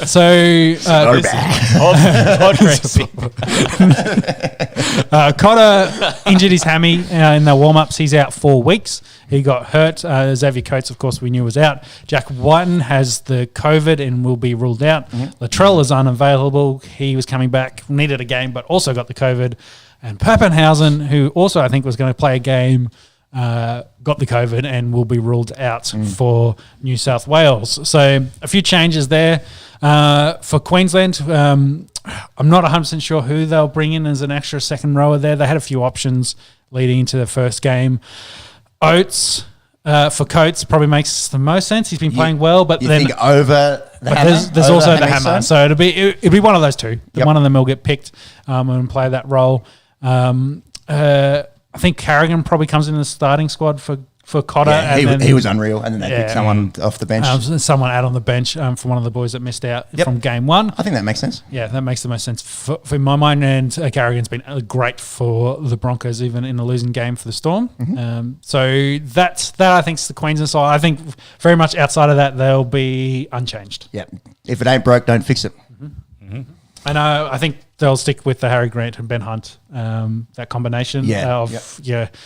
It was interesting that what did Hunt play? Did he play 20 or 25? And then Grant came out, and then I think Hunt only played the last 20-ish. yeah, So I'd say Those probably lines. something similar. sort of like a 50-50 split. Yeah, yep. And probably it will also depend on how many healthy bench players they have available, considering they lost one and then two, and then they got one back in the first game. I wonder with Cotter being out, because he played 80. Yeah. Do Hunt and Grant go on the field at the same time, perhaps? I think when we talked about this for game one, that was my initial thoughts. Was Ben Hunt could play, that 20, put Grant on. Yeah. Then you bring Hunt back in late, but then Grant just moves into the second row. Yeah. So that's definitely. They've got options. I like the options. I am happy with the options they've got there. Grant doing a cheese roll, if you will, that he does at Melbourne. New South Wales are obviously going to be forced to make a few changes as well. So Jack White, and we mentioned, will be out. Who's going to play in the centres? With the COVID. I think Staggs will keep his spot. He's healthy. He was quiet in game one. I don't think he warranted getting dropped. No. I don't think Freddie is really one for dropping guys off the performance in one game. He's been good for Brisbane since. So I think he stays. I think Crichton probably comes in and starts. No other options. Starts in the centres. I think it makes sense. I didn't like him playing 14. No, I don't. It didn't work. I said it on the pod. I think if Crichton plays, you pick him as a centre, and he doesn't have that, kind of versatility that a lot of guys give you as a utility player. So speaking of versatility, does that mean Hines then walks straight into that number 14 job? That's what I'd do. Yeah, that's what I'd do. I'd agree. He's arguably, he's a shot to be a Dally M player. He's arguably the best player in the comp at the moment. I think, he would have been really good to be injected in that last 20 minutes when New South Wales need a little bit of extra grunt, or a little, well, grunt's not the right word, a little bit of extra firepower. X-factor, firepower. So I guess the question then for you, well, now that by all reports it looks like Cook's going to miss out and Apikasa is going to be the hooker. They're just reports. Just rumours coming out. Does Appy play the full 80? And if not, can Hines come in and play hooker for you? I wouldn't want to. I think that seems odd to me. I don't think it was a good experiment last year when you saw we've got to get AJ Brimson in the team. Let's play him as a hooker. I don't think playing guys that out of position is conducive to victories. And I feel for Cookie because I don't know if Appy's a better footballer than him. Like Cookie and that will get me to the next point in a sec. The things that Cookie does when he scoots, how quick he is, the fact that he can make 50 tackles, the beach sprints, bro. he can cut a game open. From watching, I think South have been going through a bit of a poor period, but he hasn't been bad at all. I think the argument for Coruscant is obviously, well, you got 6, 7, 13 are all Penny Panthers boys. Why not throw a knot? Why not you make? So what is Teddy looking over his shoulders now? Dylan Edwards. Yeah, exactly. That's not what I'm saying. No, but I think that might be the difference. If you want to win an State of Origin game, you should probably be picking the 13. The best players that can play rather than trying to. Yeah. Well, I think I don't know if that's going to be the case with Appy because and he gives you a little bit that Cook doesn't. He probably got a little bit better kicking game. Yeah. That is a good point. They do probably need an extra kicking option because kind of refuses to kick, and they have to go through Cleary for everything. And Queensland did shut it down, so maybe that is the play. But then add Nico Hines. He's another kicker option. Yeah, exactly. So, I can see that. I can see some of that strategy starting to evolve. Yes, I think Cookie will be stiffer than a board if he gets dropped from this, and not in a good way. Yes. I think I knew we were going with that. Yeah, it didn't probably come out as best as it could have been executed. No. I think he'll be very stiff to miss out on this team. Yeah. Any other changes in the forward path? Good question. Well, I think they're all pretty healthy. Does Sims get another run? Does Sims get another run? That's a good question. That's a lot of pundits have said that he was. Did Yo play yesterday? He was quiet. Yo played. Sims did not on Friday night, so he hasn't played since Origin. Okay. So there's a big question mark around Sims, and by all accounts, Yo will be good to go. Yo will be fine. Yep, Yo will be fine. Angus Crichton will probably be banging the door down to try and get that other second row spot.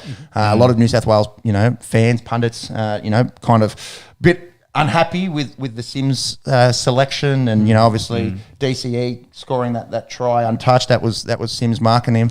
Yep. But I don't know. Do you go back to last year where Sims was one of New South Wales' best players. Prettiest players, etc. Yeah, exactly. And he kind of, obviously I'm a Dragons fan. I'm going to advocate for Tariq Sims. I watch him week in, week out. He does give you the odd sort of error or kind of brain fade, but he's purpose built for it. He's got that real mongrel in him, and if it does become a bit of a slugfest and you need an enforcer, out there defensively, I think Sims gives you that. But then you could argue, well, doesn't a guy like Victor Radley, give you that? Victor more of a 13 than an edge back rower, but. He's probably not going to beat out Yo, but you never. If they want to play, if he comes off the bench or something, I think both those Chooks guys in Crichton and Victor Radley must be very, very close. Yes, yeah, definitely. I think Radley might still be injured at the moment. Yeah, he hasn't. Suspended. One of the two. He's not suspended. I think you're right. He's injured. He's hurt, isn't he? Yeah, his ankle. Yeah. He's out for ages. So So forget that I said that. But Crichton, Crichton will be very close.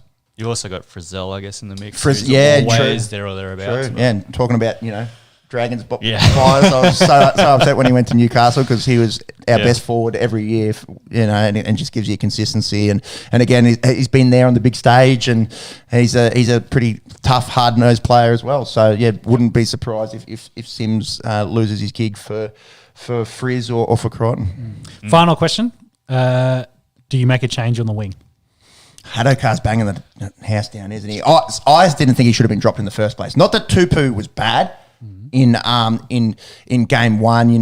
They pick him so he can negate the high ball. But in terms of being that meter reader and that like you said, the X factor, Adokar should be in this team. Are you looking on the wrong wing? To'o. Just asking the question. That's a good question. Because I'll put this to you. Tupou and To'o combined, Adokar's got the same amount of tries as them. Yeah, interesting. When I looked, it might have changed over the weekend's games. Obviously, caveat is To'o's missed half the season. Exactly. And again, they're talking about selection. 2021 To'o is not the same as 2022 To'o. Yes. And he hasn't been going out there and running for 280 metres every week like he was. They did score 40 points in that game. He had 3 tries when I looked. He might have a couple more after the game against the Warriors. But I think maybe just coming back from injury, he does have, 5 or something games under his belt now. He should be back and running, but he's not the same To'o as we saw last year. And I think in everyone's sort of selection books, you've got 2021 To'o on your mind. So that's why, when you ask me the question, I'm kind of, he is the first winger picked, but it's maybe a reasonable question. Yeah. Well, if you had to rate all 3 at the moment. Yeah, I don't know. I still know To'o did things last year that wingers don't do. And so I think that's the thing. You probably go, well, at the moment, Adokar's maybe 1, To'o's 2nd, so then Tupou's your 3rd. So if you're going to pick the 2 best ones, maybe. It means Tupou misses out. I still think I might go To'o, Adokar, Tupou. But again, but either way, what are you talking about? Are you talking about on current form? Are you talking about? Well, it's current form. It's this year. Yeah, that's true. That is true. You got to play the game next week, not last year. Not in 2021. And typical me living in the past. And I also want to say that if you're going to pick a guy that does similar things, I think Adokar and what Ben To'o do is more similar than Brian. Then they're more of a like for like switch than Tupou. You're picking Tupou essentially for the size because you want to compete against Cobbo. That's essentially why he's on there on that side. Whereas if you're it might change though. If you pick Oates as well, you're going to be like, well, I've got 2 big two dudes. So you got 2 talls and what are you going to do? Campbell Graham gets a gig. I don't think that's going to happen. That's not going to happen. But I think if anything, it'd be more a conversation about do we, on that side of the wing versus. And they'll also pick their team. They'll pick their squad before Queensland does. Yeah. So they won't. I don't think they'll be thinking about their selection either. But interesting. Who'd be a coach? Fuck. Or selector. Yeah. Tough. Yeah. Rather just drink beers and speculate. I think you got to get out of car in that squad somehow. Yeah, I agree. He's recent. I think him and Hines, that they've put out a statement. There's another guy that we haven't mentioned, Matt Burton. Oh yes, for Yeah. centre. I think Yeah, for yeah. centre, he's been Yeah. great for the He's Bulldogs. been hands down their best player. Played centre with the halves over there. No, And if you want the chemistry, he knows that the way that the Penrith boys play. So there's a shout as well. If Freddie decides for whatever reason to pick Stephen Crichton again as his utility, does Burton get a start in the starting side? Does Crichton go in and Burton edge out Hines? I wouldn't do it. Again, bigger body. He can play more positions. Nick Hines is big enough. Yeah. I'm being devil's advocate here. No. I think Hines needs to be. I think it's in it. more of a if Burton gets picked and Adokar doesn't get picked, and then it's a way bigger slap in the face for Adokar. Considering they've put red lines through Bulldogs players. Yeah. And going, they're doing shit house at the moment. We're not going to pick from there. But I think it'd be tough that the dude leading that club and playing great week in, week out doesn't get picked. It's going to be interesting. We have, we'll know at least New South Wales in about 6 hours.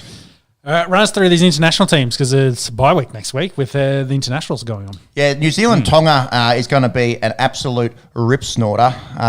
Monks, I might just talk if you don't mind bringing that one up. I was looking at this Tonga side and I was thinking this is a legitimate international side, except I'm just not sold on their spine on their spine. They also picked Stags and Tupou. Yeah.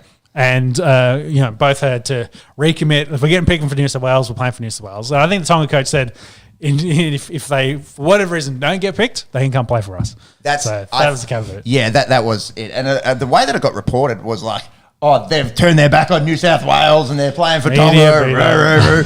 And I think media hate, etc., etc. Yeah, exactly right. It was just logistics. It was like if they don't get picked for New South Wales, they can play for us. If they get picked, they're not going to play for us. Like, it's simple math. Quick maths. Yeah. Quick maths. You're struggling with those teams. I've got a list here, but it's not. It's alphabetical rather than. So is this list. You got it. That's shit. They're just squads, I think, at this point. Well, no, I think they're named positions. Oh, okay. I've got it in my phone. Hang on. Just talk about New Zealand Tonga for 1 second. Well, let me just cover. So the Samoa versus Cook Islands will also be a game, and we've also got that PNG Fiji game, and Olam, of course, will play for PNG, as mentioned. Just while I find these teams, PNG only have 5 NRL listed players in Alex Johnson, David Mead, Justin Olam, Lachlan Lamb, and Jacob Alec.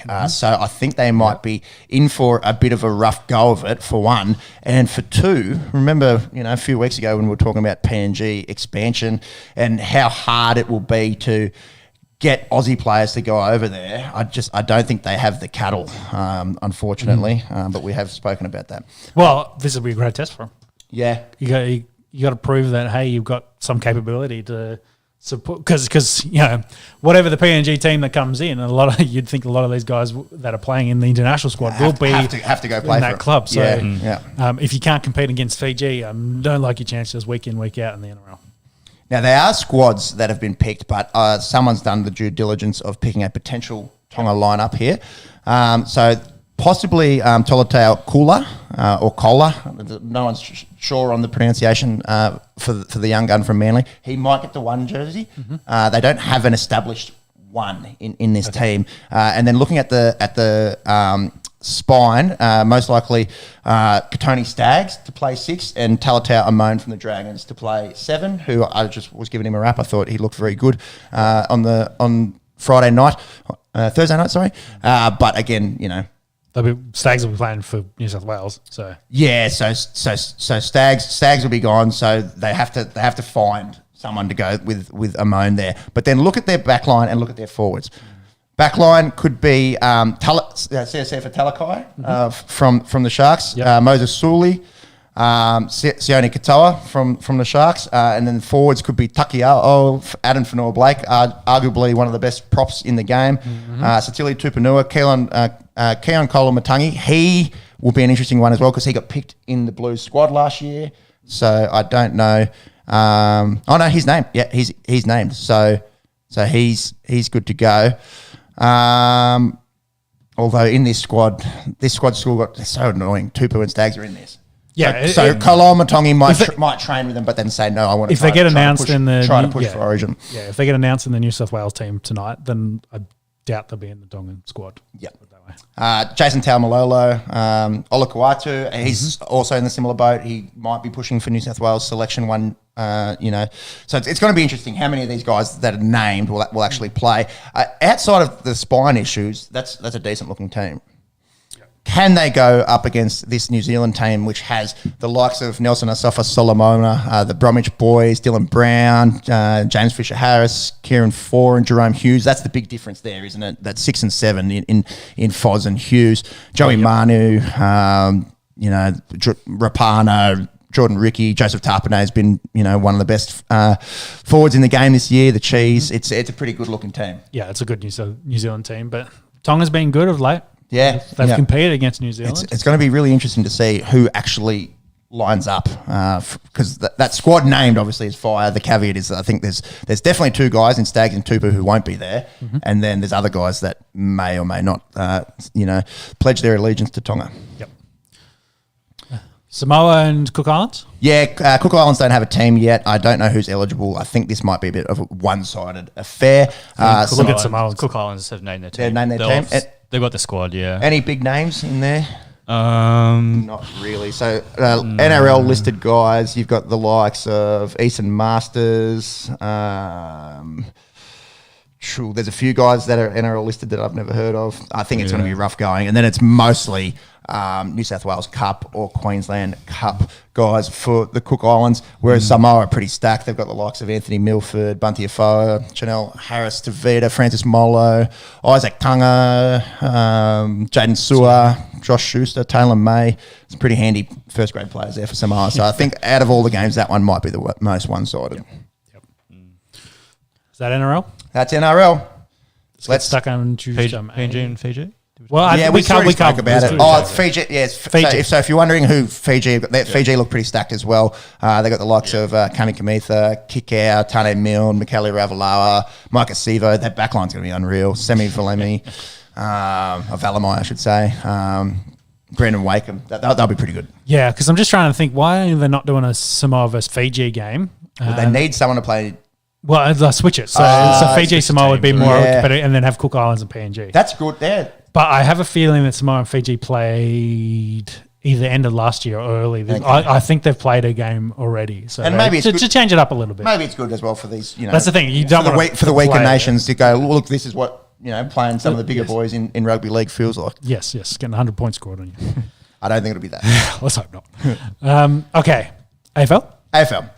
Thursday night, we saw the Richmond Tigers get a 15-point win against Carlton Blues at the G. It was a greasy game after rain throughout the day, but it sort of cleared up-ish for the game. But if you were watching it, it was like the boys were passing around a bar of soap out there. Still 50,000 in for a Thursday, wet game. Pretty impressive. It's MCG, bro. Yeah. Tom Lynch returned from a hammy. No Dusty.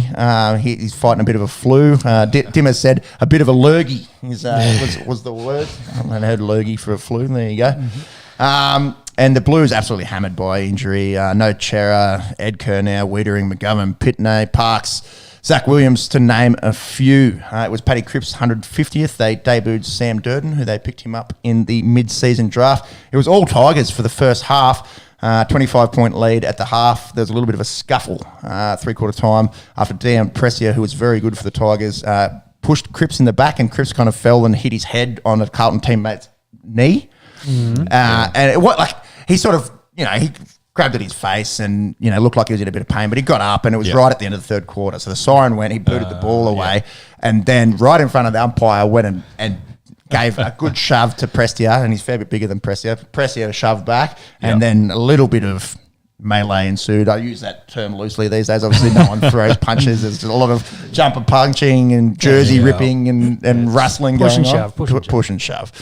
And then the fourth quarter was all time. So Carlton looked like they were going to have a little bit of a comeback. Harry Mackay, he kicked three in 5 minutes. And Shea Bolton, he was very good throughout the game. Him and Doherty were going at it a little bit, and he had a goal where he essentially used his elite pace. He sort of crumbed one and then just ran past Doherty. And did you guys see the showboating? He turned back and showed the ball essentially to Doherty, and then turned around and booted it through the big sticks. We saw a bit of an NFL kind of American sort of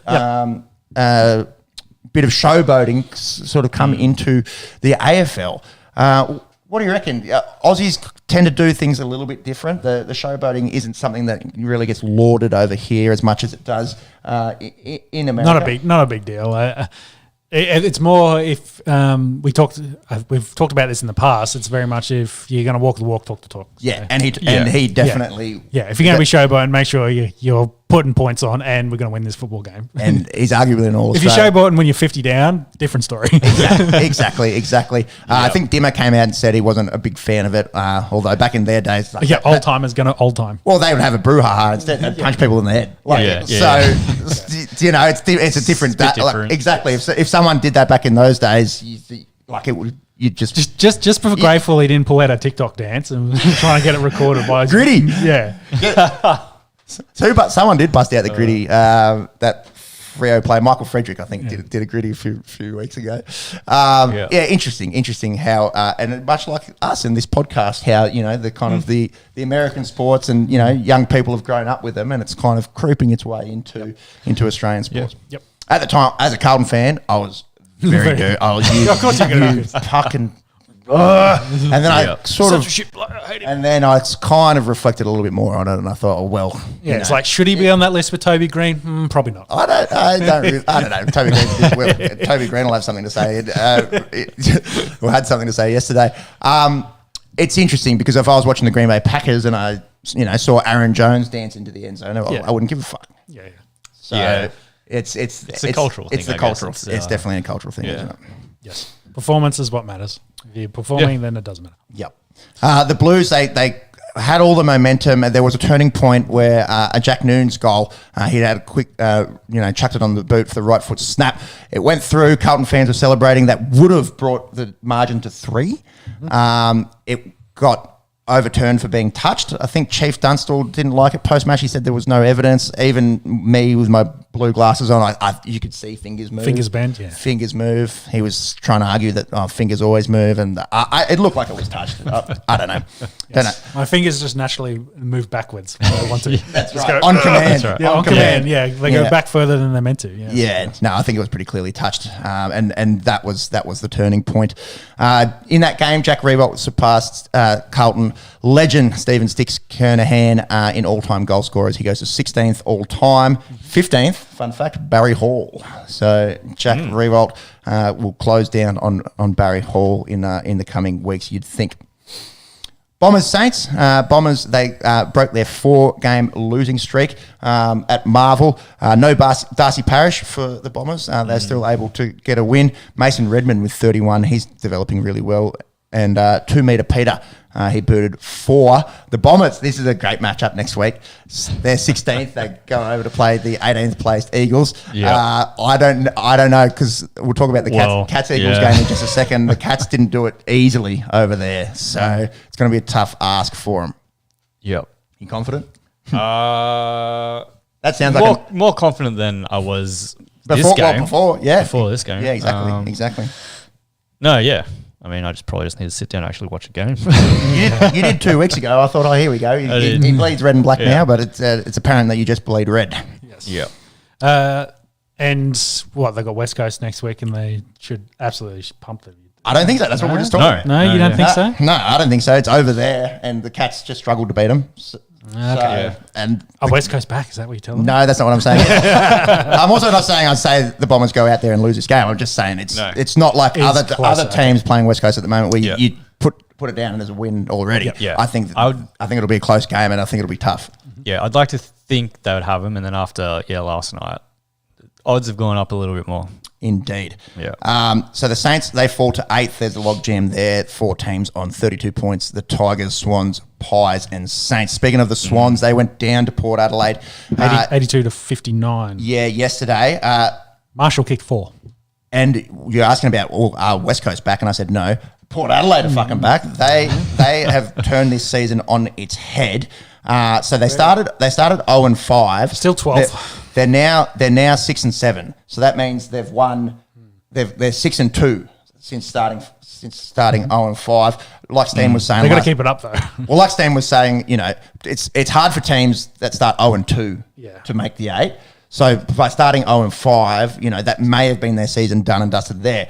Having said that, they're only 8 points out of the top 8 now. Still 4 games, and they're equal. They're equal on points with the Gold Coast, and they've played 13, which means there's still another 9 games. So it's definitely not.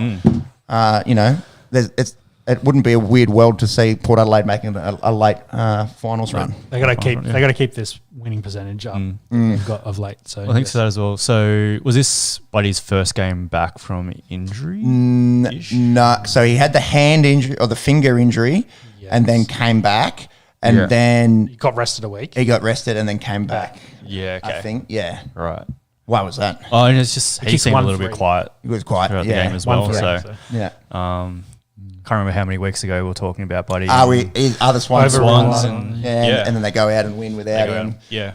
Obviously, you need your key forward to kick goals to win games. But it was like we were saying in that video, is it chicken and an egg? Does your key forward go out and boot a bag when your midfield's playing well and winning the ball and putting it on your tit? Yeah, true.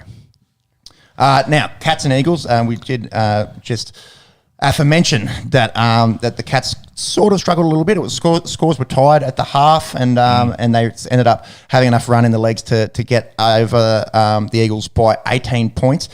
You would have hated to have taken the Cats with a line or even just loaded up on them because they were like $1.05 or something, which is pretty nuts, considering Optus Stadium used to be the fortress and teams, who can win over there, and now it's kind of the opposite, everyone's expected to win over there. So West Coast weren't embarrassed by any means, which is good. Are they starting to get healthy?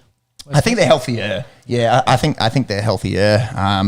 I didn't really catch much of this. I was playing footy myself and was at an engagement party, but just sort of caught the highlights. Tom Hawkins kicked his 700th.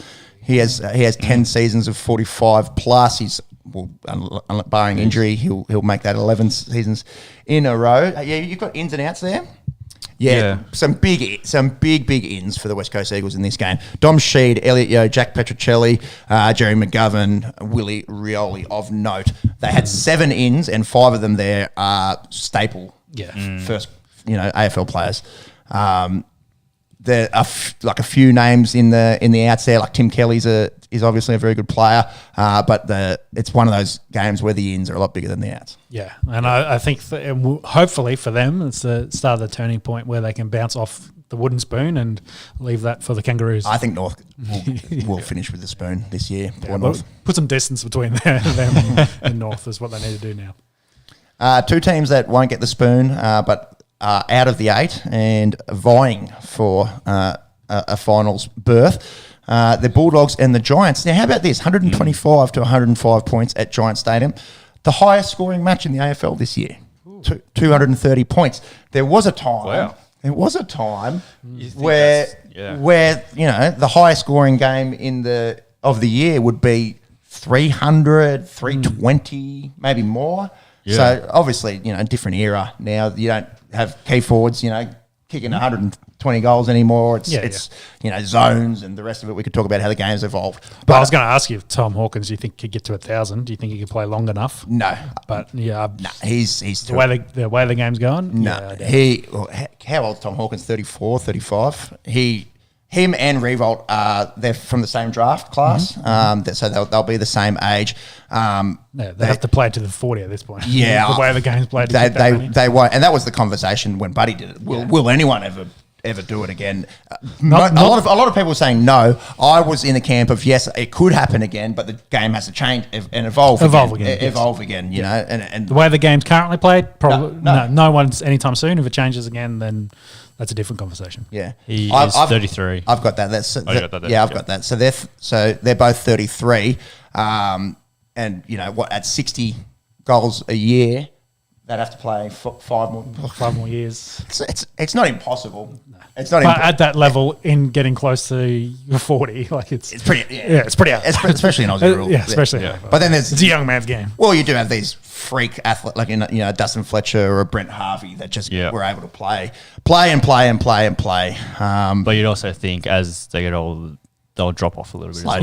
Yeah. Let's go with we won't rule it out. It's going to be very, very hard to do, and good luck to them. I'll say these guys won't, but I'm not happy to say that no one will ever kick 1,000 ever again. So let's go back to Bulldogs Giants game. Yep. The Bulldogs win this game, like you said, put on a big score. And I wanted to ask you, do you think the Bulldogs played better without Bailey Smith after his goodie bag incident? Interesting. I didn't watch. I've only seen the highlights. I don't see how Bailey Smith being out of the team helps you. You're talking about a guy that constantly has 30 plus and a goal or two. I just wonder if that midfield is just too. There's a lot of mouths to feed. Too compacted that taking one out has freed them up. Yeah, well, McRae I wonder. McRae had 37. He always has heaps. Their midfield's not. Well, Terrell had 30. Yeah, like I can see that. It was whether it was more of a complete game from them. Maybe they're a little bit more freedom than them. All like stepping on each other's toes. Maybe. Yeah, there's an argument there that you've got too many mouths to feed, and they're if having one of them out may help. I'm not going to buy into that. I don't think. I think Bailey Smith is too good a player to say that him being out helped them. I think the Bulldogs' problem is and it always has been lack of key tools and backs. I think if we had Macca here, I think that's what he'd say. Who watches the Bulldogs religiously. So do you think this matchup then with the Giants played well to their smaller forwards? Interesting. Well, it was a small forwards kind of night. Norton, you can count him as a key. He kicked 5, but Cody Waitman kicked 5, and Toby Green booted 7. Yep. If you want to talk shit about him as a bloke, that's all that's all subjective. That's all subjective. Objectively, that bloke is probably the best small forward in the AFL. Yeah, hard to deny his talent. Wasn't enough for them to get home. Jesse Hogan did boot 3. I think there was more of a matchup thing, and the Giants haven't been playing great footy at all. So been better with Toby back, but they've haven't been threatening some of the bigger clubs. Indeed. Cody Waitman dislocated his elbow in the third quarter. We've seen a few nasty ones in the NRL that have cost blokes, 2 weeks to a month. They popped it back in, strapped it up, and he played the fourth quarter. That is wild scenes. I imagine he would have gone for scans today, and I don't know if he will miss now some time after that. But yeah, if he was able to play there, it'd be interesting to see Thursday night when these teams come out if he's playing again next week. And Suns and Crows, they played today at Metricon. That's at 3:20, I believe. Yeah, 3:20. Yeah, 3:20. 3:20. Suns on a bit of a roll. They'll be short price favourites to win that one at home. And the buys next week are interesting because 3 of the top 4 have buys next week. So Lions, Freo and D's all on the buy next week. The Pies and Hawks, who have been better than people were expecting, they're on the buys. And then, Chuck North Melbourne in there as well. And that's the last round of buys in the AFL. We'll go back to 9 games a week after next week. Do we want to talk about Pies to go in? Pies, yep. So the story came out, of course, they've got their bye week coming up and they've got a kind of a break in the middle of their schedule. So he's taken a vacation and Jordan De Goey we're talking about. Yeah, go over to Bali for some R&R. And then the media crucified him. What is wrong with that? It's time off, bro. If the club's ticked off on it, but he's so entitled, bro. Entitled? He's gone to Bali for a holiday. Fuck off. They're on a break. Yeah, exactly. There's no story. It should be back in the club, kicking goals. You need to be training 8 hours a day, 1,000 goals. Fuck off. Now, the problem with Jordan is that he's got priors. Yeah, of course. So had he not had the New York incident where, it literally was arrested for being drunk and disorderly and had to do... Bit handsy. Yeah, exactly. Yeah. And, when there's stuff like that, people they're going to go straight for the character. They're going to go straight for the character assassination rather than just looking for what it is. It's a media beat up. Bro. He's in a nightclub. Yeah. He's in a He's on holiday. Here's breaking news for you. AFL players will frequent nightclubs on occasion. Yeah. On occasion. Bailey Smith with white powder. Let's just put that under the rug as quickly as possible. And drug policy is good. Move away. Yeah. Well, that's it. It's Collingwood. Like, got to be in the news. Yeah, the thing is, And now, see if you can get his statement. It was quite telling. He said something about the crucifixion of players. Yeah, may end in tragedy one day. Yeah, alluding to that. There's so much on spotlight on these guys for going to a nightclub could lead to I think essentially he's alluding to a suicide. Yeah, exactly. The spotlight on sport and media reporting post COVID has been very much aggressive. It's changed, hasn't it? Yeah, it's changed. like, but I don't know if it's COVID. I think it's I think social media clickbait when you need. But I think the story now. The fear aspect, fear sells. So that's what I'm saying. The COVID, we're going straight from COVID into World War III and into whatever's next, and the fear. The media is just on that. Afraid. Yeah, exactly. So they're trying to get after and the aggressive attacking mentality of the media reporting. It's gross, man. Yeah, it is. Dude's on holiday. Give him a fuck alone. Like, he'll come back and he'll play excellent, and because he's refreshed. Yeah. And as well, it's the nightclub. Oh, he's in there, he's drinking, he's partying. If he's in Bali and he was, on a retreat or something. Yeah, in his hotel, drinking and partying. They still don't fucking, who cares? Yeah, I agree. Yeah. We rarely see eye to eye exactly on issues. I think we're seeing eye to eye. It's just dumb. It's gross, and it's the way that the media does operate. I was like, wow, there must be absolutely nothing fucking happening in the AFL from the reporting on this. But you know what? You see it a lot in, I guess, Hollywood and all that sort of stuff, like the gossip tabloid sort of. That's what paparazzi. it is. Yeah, paparazzi sort of kind shit, of. Just trying to get tabloidy, Daily Mail kind of shit. And you know what? It's so gross though.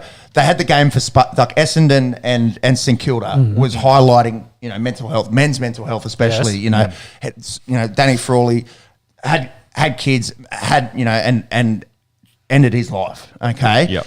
And then. And the AFL, wants to put on a show, and we support, mental health, and you're not weak to speak, and always speak up, and doing all the right things. And it's not the AFL. Obviously, the journalists are independent to the AFL, but then you come out and just try to make mountains out of molehills, and guys, they didn't choose to be role models. They're just good at footy. You want role models for your kids? Fucking. Don't pick footy players. Like, do you know what I mean? He's a footy player and he's in a nightclub. Yes. Yeah. Yes. Fuck off. It's gross. And I only go find some PhD scientists and say, look up to these people. These guys are intelligent. Yeah, that's right. Yeah. Who can name you 5 fucking Nobel Prize laureates? Did Did Donald Trump win one? There you go. There you go. Did he win a peace prize? I think he may have. Depends on who you ask. Well, a good place to start is probably just going US presidents. You probably might get 5 out of that. We've gone very tangential here. For science, let's say for science. We're caveat. Nobel Peace Prize for science. I think medicine. I'm pretty sure Hitler won one. So, too funny. Yes. Did Hitler win? I got to. No, we got to look this up. No, Hitler was Time Man of the Year. Yes. He was Time Man of the Year. I don't think he won a Nobel Prize. Yes. Turning. While you look up the list of Nobel Prizes, I'll read out this quote here. So I want to take the opportunity to thank my family, friends, and supporters who have checked in or sent messages of support in the last 24 hours. I want to openly address the relentless pursuit and persecution of athletes by the media to create an uneducated, biased, and ill-informed narrative. 100%. Just nearly stuffed that one up. That has gone too far. Yeah. I'm one of the lucky ones with amazing support. However, not all athletes are so lucky. This will end in tragedy if no one speaks up. It's time for change. # enough is enough. Yeah. Good on you, Jordan. Good on you. Whoever's his PR person needs a fucking raise after that. That's an excellent statement. Yeah. Monkey struggled reading it there. I'm with him there. It's different if he's over in Bali and he, there's a difference between being in a nightclub and being in an altercation. If it's an altercation, fair enough. Like fair enough. If he's over there slapping people and grabbing birds, that's right. Or there's a brouhaha or something. Okay, yeah, fair enough. But literally, Just living his he's life. on holidays. he's on holidays. He needs some money now. He's going to come back and play the second half of the season. Though. Yeah.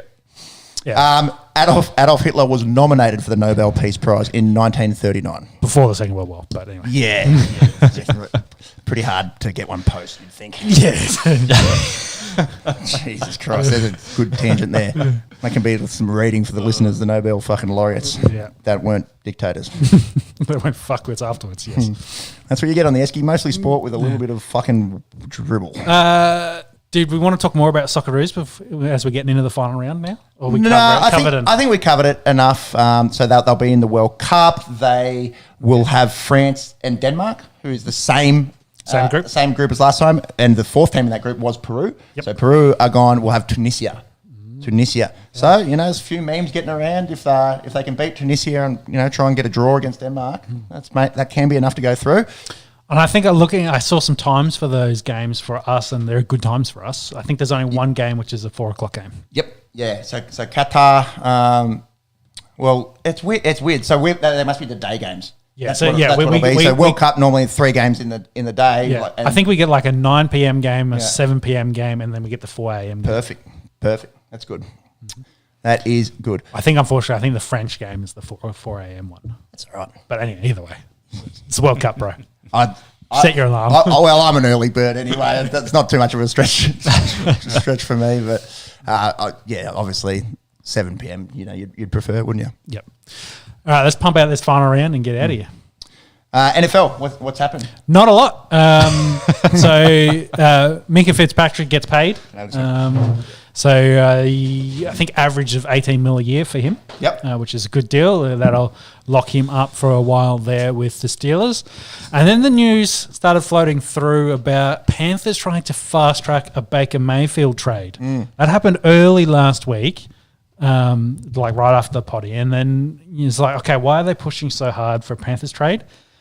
Recent news coming out of Cleveland, and especially the Deshaun Watson camp, is potentially he's looking at a year suspension, which is what we thought. But now they're coming back with more cases popping up and more media beat up about what's happening with what's going on for Watson. The league say that's not media beat up, I don't think. Media coverage. Coverage. Yeah. Yes. You're getting massages from Tinder. Yes. Yeah. So the league sounds like they're reevaluating that, and then they're going to probably push for a heavy suspension, which will be a year. You'll miss the year. So then I guess Panthers were they trying to push to get Baker before the Cleveland realizes, fuck, we need a quarterback. Do we go and kiss his ass and come like, can you play for us this year? Which I think Baker would turn around and say, fuck you. Yeah, exactly. Yeah, Baker's like, nah, I want it. So there's interesting stuff happening with the Browns quarterbacks and potentially new Panthers quarterback coming up, which would be interesting because they already had Sam Donald, Baker. They're both from the same draft. And did they have who else they had from there? Because it was Rosen and Allen, I think, were the other two with Lamar as the last one. So that's interesting. They're doing the retrades on that draft class of quarterbacks. Not many left. Yeah. So and we're talking about it when we covered the draft this year as well about the weak quarterback, draft class, and it's a thing. It's definitely a thing. Yeah, I think the Baker's probably a bit hard done by. He is a little bit undersized. He has been banged up, but he also took them to the playoffs for the first time in fucking forever. Yeah. This is how they turned that club around and it was like, yeah, see you later. We're going to go with Deshaun Watson and probably get this, be last this year, get the first round draft pick after not having the business of the NFL. Yeah. Thankless. So it'll be interesting to see if he ends up over there at the Panthers after the whole Rodney Anderson? The Anderson, saying no, don't want him, don't want Robbie Anderson. Robbie. So Robbie Anderson say no, we don't want him here. Whether they kind of turn that narrative around. I probably prefer Baker Mayfield than Robbie Anderson. yeah. Anyway, they got some good receivers. Yeah. Yes. Anyway, I think mini camps is what we're into now. We've got through OTAs and now we're into mini camps. There's just that lull now for us with US sports. Obviously, you're big hockey aficionado. That's going to be done, and then it's just baseball. Yeah. World Series incoming in the not too distant future. But 3 months away. Yeah. But yes, August. As the NFL season kicks off, I guess. August. Yeah, I'm glad it's the same. August is preseason. I fucking hate baseball. For a dude that loves cricket, I fucking hate baseball. I don't know, but it's the same thing. Like it's culture. We're talking about culture. Yeah, it's cultural. Yeah. If I grew up over there and everyone You play baseball every weekend. and everyone's playing baseball, I'd probably like baseball. You'd love baseball. Yeah. And for the same sort of, you imagine for them trying to understand cricket and they haven't grown up with it and think it's probably the most boring thing ever. Yep. That's NFL. UFC, nothing really. UFC happened since the post. There's a fight there. Well, there's a fight night that would have happened today. I know Kevin Holland was fighting on it, but obviously nothing big. I'll just chase that. That wasn't the Alex Gustafsson one. That's next week, isn't it? I'm pretty sure I will see the results. So Josh Emmett was on that as well. Emmett beat Calvin Kattar. Yeah, there you go. Cater. Not a bad one. Calvin of World Cup fame hosting. And Holland won his. So, okay. Tim Means, that's a good name for a fucking brawler. Been around for a long time. Is he? Timmy, yeah. If you want to hear us talk UFC, please check out the video from last week, UFC 275 discussion. That'll be one because we sort of watching bits live. That's the one that I want to go back and watch because beforehand. I saw the Glover was up on scorecards. If he holds on for another 30 seconds, he wins the decision. So that makes it one of the craziest fights of all time. Yeah, we should do that one day. Have a little sit down. We've got a quiet Sunday in the sporting arena and we watch 275. Yeah, I've wondered, and I've seen so many people because Glover injures Petrarca and he's basically going for the finish, but he ducks down and Glover goes for the neck and then pulls guard, essentially go for the choke. Bit hard to do when the blood and sweat and everything. Petrarca just pops straight back out, and then from there he's got the position and then ends up getting the finish. So whether he'd stayed on his feet and kept throwing hands, would he have got the win? Yeah, okay. Who knows? Like it's what could have been. Why did you pull guard? Essentially, why did you go for that choke? Interesting. Will they run that back? I don't know. Whether Jan comes that conversation and they do a big Eastern European, go somewhere, so fight in Poland or something. Yeah, exactly. Have a big card out that way. That would be a scary UFC to go to. You'd want to be careful what you said to certain people there, I'd reckon. Because avoid some of the big skinheads. Yeah, we are talking about the old hooligan fights. Oh yeah. Well, he went back with the belt to Croatia, I believe. He's from. Petrarca. Yeah, where's Petrarca from? He's from Czech. Oh, Czech Republic. Sorry, he went back to. You and geography is no bueno. I knew it started with C. Eastern European C. It was close enough. We're talking about North Prague versus South Prague. Yeah. Sorry. But he had 7,000 people show out for his parade of returning back and holding the belt up. Yeah. So. It'll be interesting to see what comes of that. UFC 276 is a while away. We'll cover that when it gets closer. Boxing world for the Australians, Justin Hooney. No. I listened back to this the other day. Justice. Oh, sorry. It's not Justin, because I had no idea who you were talking about last week. Justice. I was listening back and I was like, who the hell is Justin Hooney? Justice Hooney. Yes. Hooney. So Hooney won. It's with an S. Okay. Won by decision in his big Australian heavyweight fight. Got the decision there. Questions always been about, does he have the power? He's got the elite hand speed and for his punches, they're very quick, and it's just whether he has the power to push the division, because essentially this was for both of them their step into the US market. So they got to win this fight. Now, whoever wins it would be ranked in the top 15 across the organisations. So it sounds like Hooney will be. And then, need to push it for a fight into America. But again, another decision fight. He's hanged around the whole fight. He pieced him up the entire time, landed really good shots, but just not enough to put him away. So that'll be the question mark. He needs more of a statement, I guess, when he goes over to the US. Because, of course, knockouts draw eyeballs, especially for the big mega fights. Do you think he's going to get a top? He has to get a top 15 sort of ranked guy over in America or Europe now, you'd think? Yes. Yeah, he's in place for pushing for a big fight, and then he needs a couple of those to then get in that conversation for. Who's got the belt at the moment? It's Fury and Johnson. Well, Johnson drop his, and he's got to get his back from the Ukrainian dude. You're the best boxing head here. I think Fury has them, except for one. Which Usyk has. I think. Yes. Yeah. But he's got his rematch with Johnson at some point. Joshua. Sorry, I don't want to say Johnson. Anthony Joshua. Anthony Johnson. Oh my God. Who's a UFC fighter? Well, was a UFC fighter. Rumble Johnson. Yeah. There's just too many names. Yeah, it's hard. It's hard. I was trying to remember someone's name the other day, that I see day to day, and I was like, what is their fucking name? And then Michael Pasula. Not bad. I did actually see the old man. Yeah. Then I was like, oh fuck! Like if Sarah could listen to what's going on in my brain right now, and just be like, you piece of shit. You can remember, literally on this show, we try to remember possibly thousands of athletes across heaps of different leagues, and the bandwidth sometimes it runs out. I got there, but I was just thinking for a bit. I was like, you are related to me in some way, but I have no idea what your name is. Oh, it's Sarah. Shout out. We got married. Fuck, when that happened. Shout out to the wife. Anyway, that's the fighting world. Let's get into F1 and finish off before we get into golf. F1 Baku, as we discussed last week, we said potentially there could be some retirements, and if you were running a Ferrari engine in this, you were in trouble because 4 of the 5 retirements were running Ferrari engines, and they failed. So we had Sainz, Leclerc.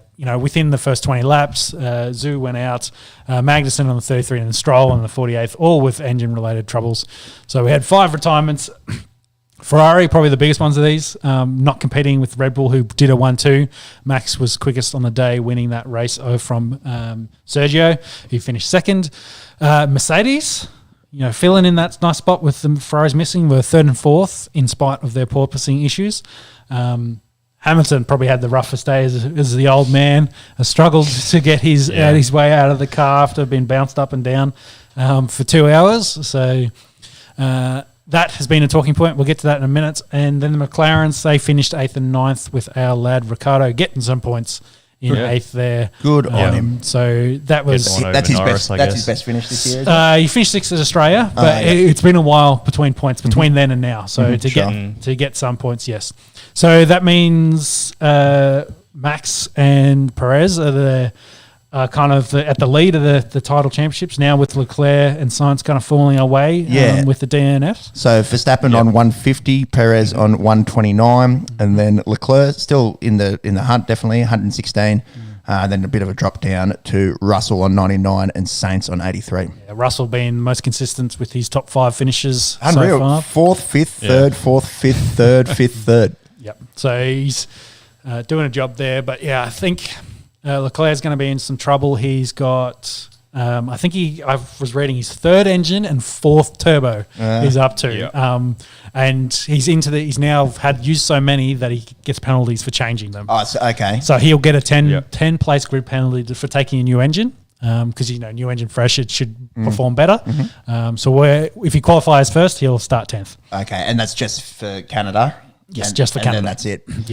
Yeah. But if he finishes his race and then has, the next race has another engine fail and then needs more engines. Yeah, pretty hard to win if you start in, 10th or 11th. Yeah, so the reliability of the Ferrari engine has been questioned, I guess, with all the amount of people having failures and retirements using that component. So they're starting to fall off a long way in the constructors' standings as well. They're 80 points behind Red Bull. Still a long season. We haven't hit the halfway point either. Yep. But it is. You don't want to have to make up too much ground. Yep. Of course, as we mentioned, Canada this week has been raining.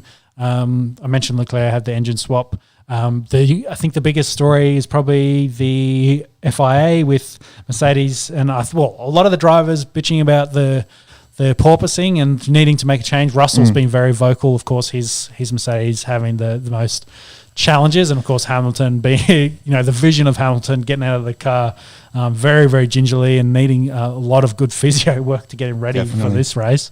That something needed to be done. So the FIA has stepped in and made some new rule changes.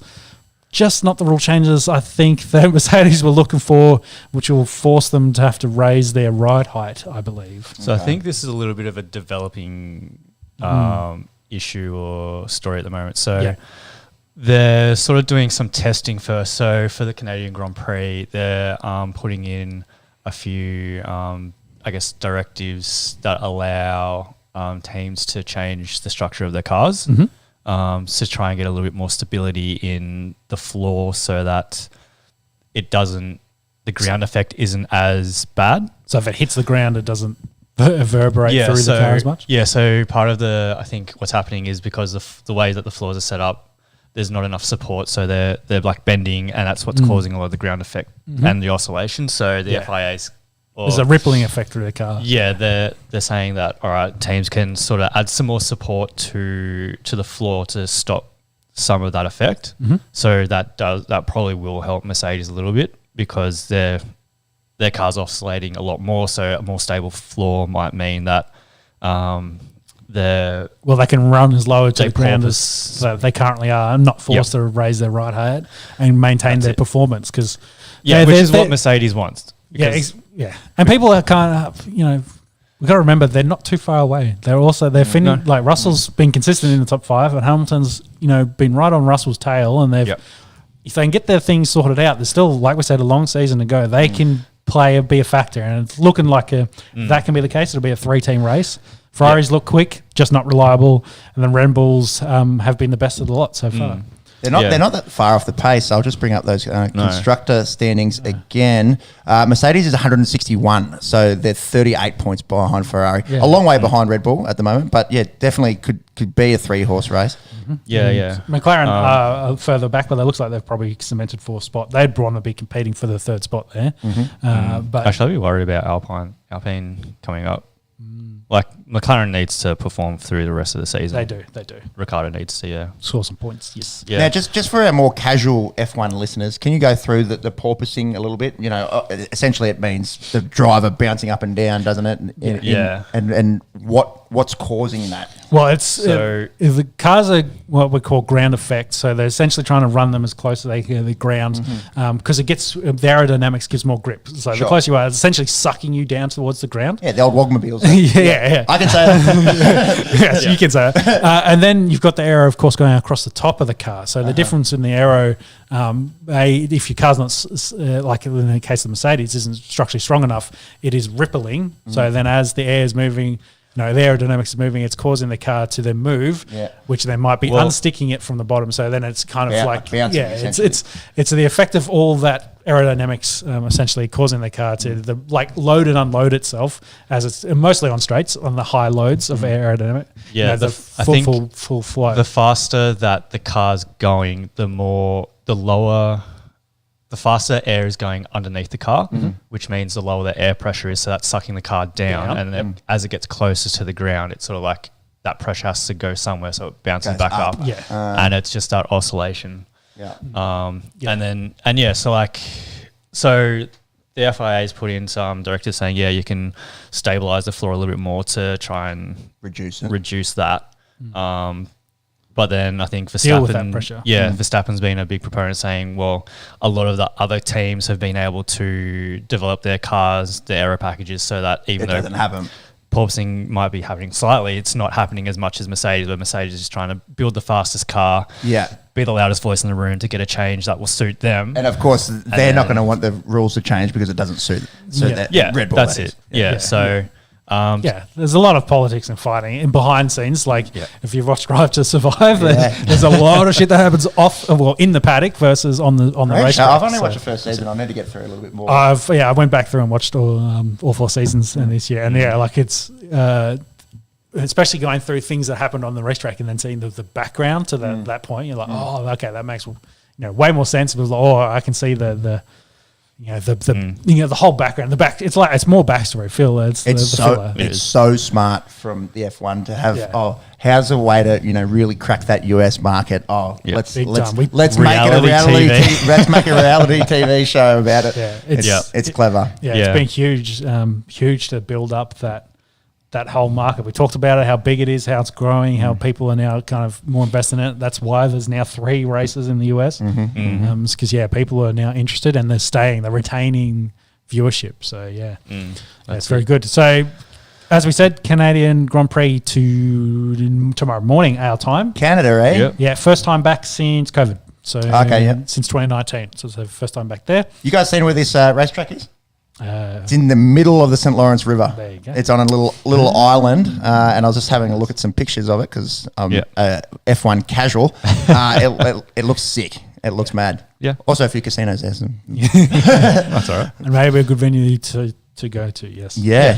Slightly similar to Albert Park here in Kind of like out on the water. Yeah, it's very close to the water. Speaking of which, literally on an island. Speaking of which, got renewed to 2035 as well. So they'll be coming out to Australia for the next decade and a bit at least. So it was good to, as the one Australian race for the F1, get that locked in for the foreseeable future. That's it. Was a bit worried that it'd probably be one of those ones that does come off the schedule. Yeah, especially with the planes travel, etc., getting down here. But hey, I think it is an iconic opener to the season back when it was first race of the season. They've been racing in Australia for donkey's years. Adelaide before Melbourne, so it's been around for a while.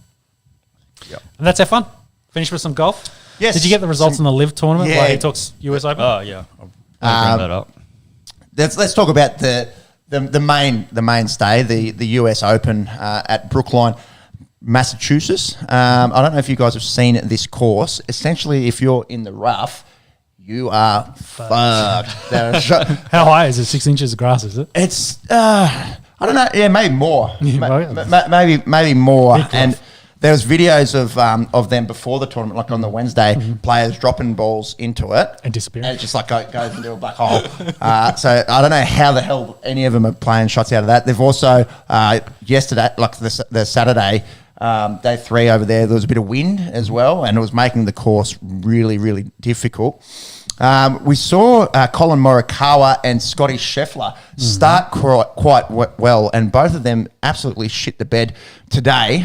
So they'll be out of contention. And young Will Zalatoris goes into the final round, tied with Matt Fitzpatrick. These guys played well in the last major. They were there or thereabouts, and you've got to watch out obviously for the world number 1, John Rahm. He's in second, just a shot behind, but he did shoot one over today, ahead of Kevin Bradley and a few others there in fourth. Scheffler's tied fourth. He's still there or thereabouts. A cool story out of this one was Joel Damon. They pronounce it Damon. It's spelt Darman, I would have thought, but they pronounce it Damon. I'd never heard of him, Canadian golfer. He led the first round. He's back there in 7th now. Fought off testicular cancer. Ooh. Yep, so he's 34, and he's a cancer survivor, and he's out there. He's probably anything can happen. He's only 3 shots. He's only 3 shots out. So yeah, could win the whole thing tomorrow, but a really nice story to see him out there doing so well on this tough course. Now, there's more wind expected for tomorrow, so they're saying that that the winner may even shoot even or over tomorrow, which is pretty crazy. That's wild. Yeah, wow. Pretty nuts. So it'll be interesting. So Zalatoris obviously is chasing that first ever major win. I think he's come second before in a major. I'll just chase that up. And I don't think Fitzpatrick's won one either. So again, now this may age horribly because we saw Joaquin Neiman shit the bed on the 4th day, and he hadn't won a major before. So maybe it's just those old heads. When you've got a Rahm or a Scotty Scheffler, Nah, bro, it's the Esky curse. It's the Esky curse sniffing down the neck, and it's going to be a really enticing day of golf tomorrow with the conditions as hard as they are. A lot of guys going out and having double bogeys. Which is pretty wild to watch professional golfers do it. So when the top of the leaderboard's so close, you've got 10 guys there separated by 3 shots, and you go out and double bogey a hole. It's every single shot counts over there at Brookline. Just chasing up Matt Fitzpatrick. No, he's never won a major either. In fact, his best finish was 5th at this year's PGA Championship. So if him or Zalatoris, the two tied leaders, are able to pull it off, they'll be a first-time winner. Mm-hmm. Liv, who won the first Liv tournament? Charles Schwartzel, the South African. Can you click on him? I don't think he's won a major, but he's won plenty. Interesting as well. Phil Mickelson played in the US Open as a former winner. He's still allowed to play, and he shot very poorly and missed the cut. So I don't know. Maybe he's got a Saudi curse. Apologies to Charles Schwartzel. No curses on him currently. He did win the Masters back in 2011. Oh, can you find career earnings on that easily enough? Yeah, it should be. I think maybe if you scroll down a little bit. Monkey, get the Control F out, bruh. There you go. Oh, no, nothing. No, nothing. Google might know. Why are you interested? Because his prize money was $4 million for winning that. Yes. So are you thinking it might be more? That was my question. You said he's played a lot of golf. It was like, how big is this bag in comparison to his other bags? I would say his career earnings would be in the tens of millions. But it will definitely be his biggest win. So according to this Google search, this is good listening. So he won 4.75 million USDs for winning this, and actually three South African golfers. Well, actually four from the top five. His career earnings are about 20 mil. So he's just took in 1/5. Yeah. In one match. One match, and he's been playing since at least early 2000s. It's pretty crazy kind of money. Yes. Yep. Yeah, you can see why they're... why people are taken. So they had July 3rd, I think, is the next one back on that list. So that's quite a way. Yeah, so the result will be July 3rd. Yeah. Yeah, it says in Portland. Can you just keep going down as well? Where else are they playing? Bedminster, that's in the US, in the UK, I think. Boston, Chicago, Bangkok, Jeddah is in Saudi Arabia, Miami. Yeah. It's only a short thing. And they've just had the one event, the London. Yeah, it's just been the London one. Yeah. Any big names in that? Yeah, Dustin Johnson finished 8th. Louis Oosthuizen in 12th there. Martin Kamer, he's won majors before, 15th. Ian Poulter, he's won majors. 12th. The prize money is one thing. The other question was their appearance fees. So how much they were getting paid to show up. True. So the Phil Mickelson there at 34. We're trying to find DeChambeau. Maybe he didn't play. Must not. In London. Yeah, maybe he's only going to play the yank leg. What's this? Are they on teams? Yes. So they hit the teams. The first three finishes were from one team. Those are team names. Stinger. For golf competition. Stinger. Crushers.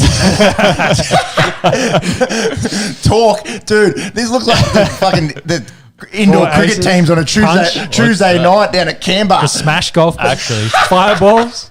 Iron heads. Who the fuck named these teams? Yeah, well, the boys probably got together and said, what do you want to call your team? Anyway, they've got a handy lead there at the moment. The Stingers at the top. That looks like a fucking social cricket comp. The teams, the Crushers. The Crushers are playing Punch Golf Club. Yeah, well, they're 20 under. They got 16 ahead, in front of Crushers in second. Jesus Christ. Funny. So, Interesting. Yeah. Interesting times. That's golf. That's golf. That's the golf. pod. That's Esky. Yeah. Now, we're going to have next week off. I'm going to go down to snow. Sorry, boys. Well, if you don't go to snow, maybe there'll be an Esky. We'll see what happens. But maybe in 2 weeks. Also, it's maybe a good week to have off because NRL, there'll be no games outside of the internationals. Yep. We've got State of Origin, obviously. State of Origin, of course, but we can cover that State post. of Origin. AFL is still in... bye mode, so there'll be 3 less AFL games. No NBA. NBA's gone. NBA. International cricket's gone. A lot of international cricket. Not much in the UFC. So you've picked the week where it has quieted down just a little bit. We'll say that, and something massive will happen between now and then. Anyway, that's it. Aaron Rodgers to play halfback for the fucking Tonga cricket team. That's a bit out of it. Anyway. Thanks, boys. All good. It's been good. Thank you. Thank you, everyone.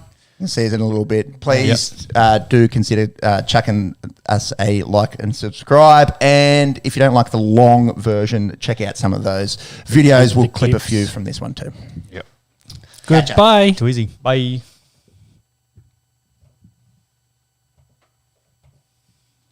222.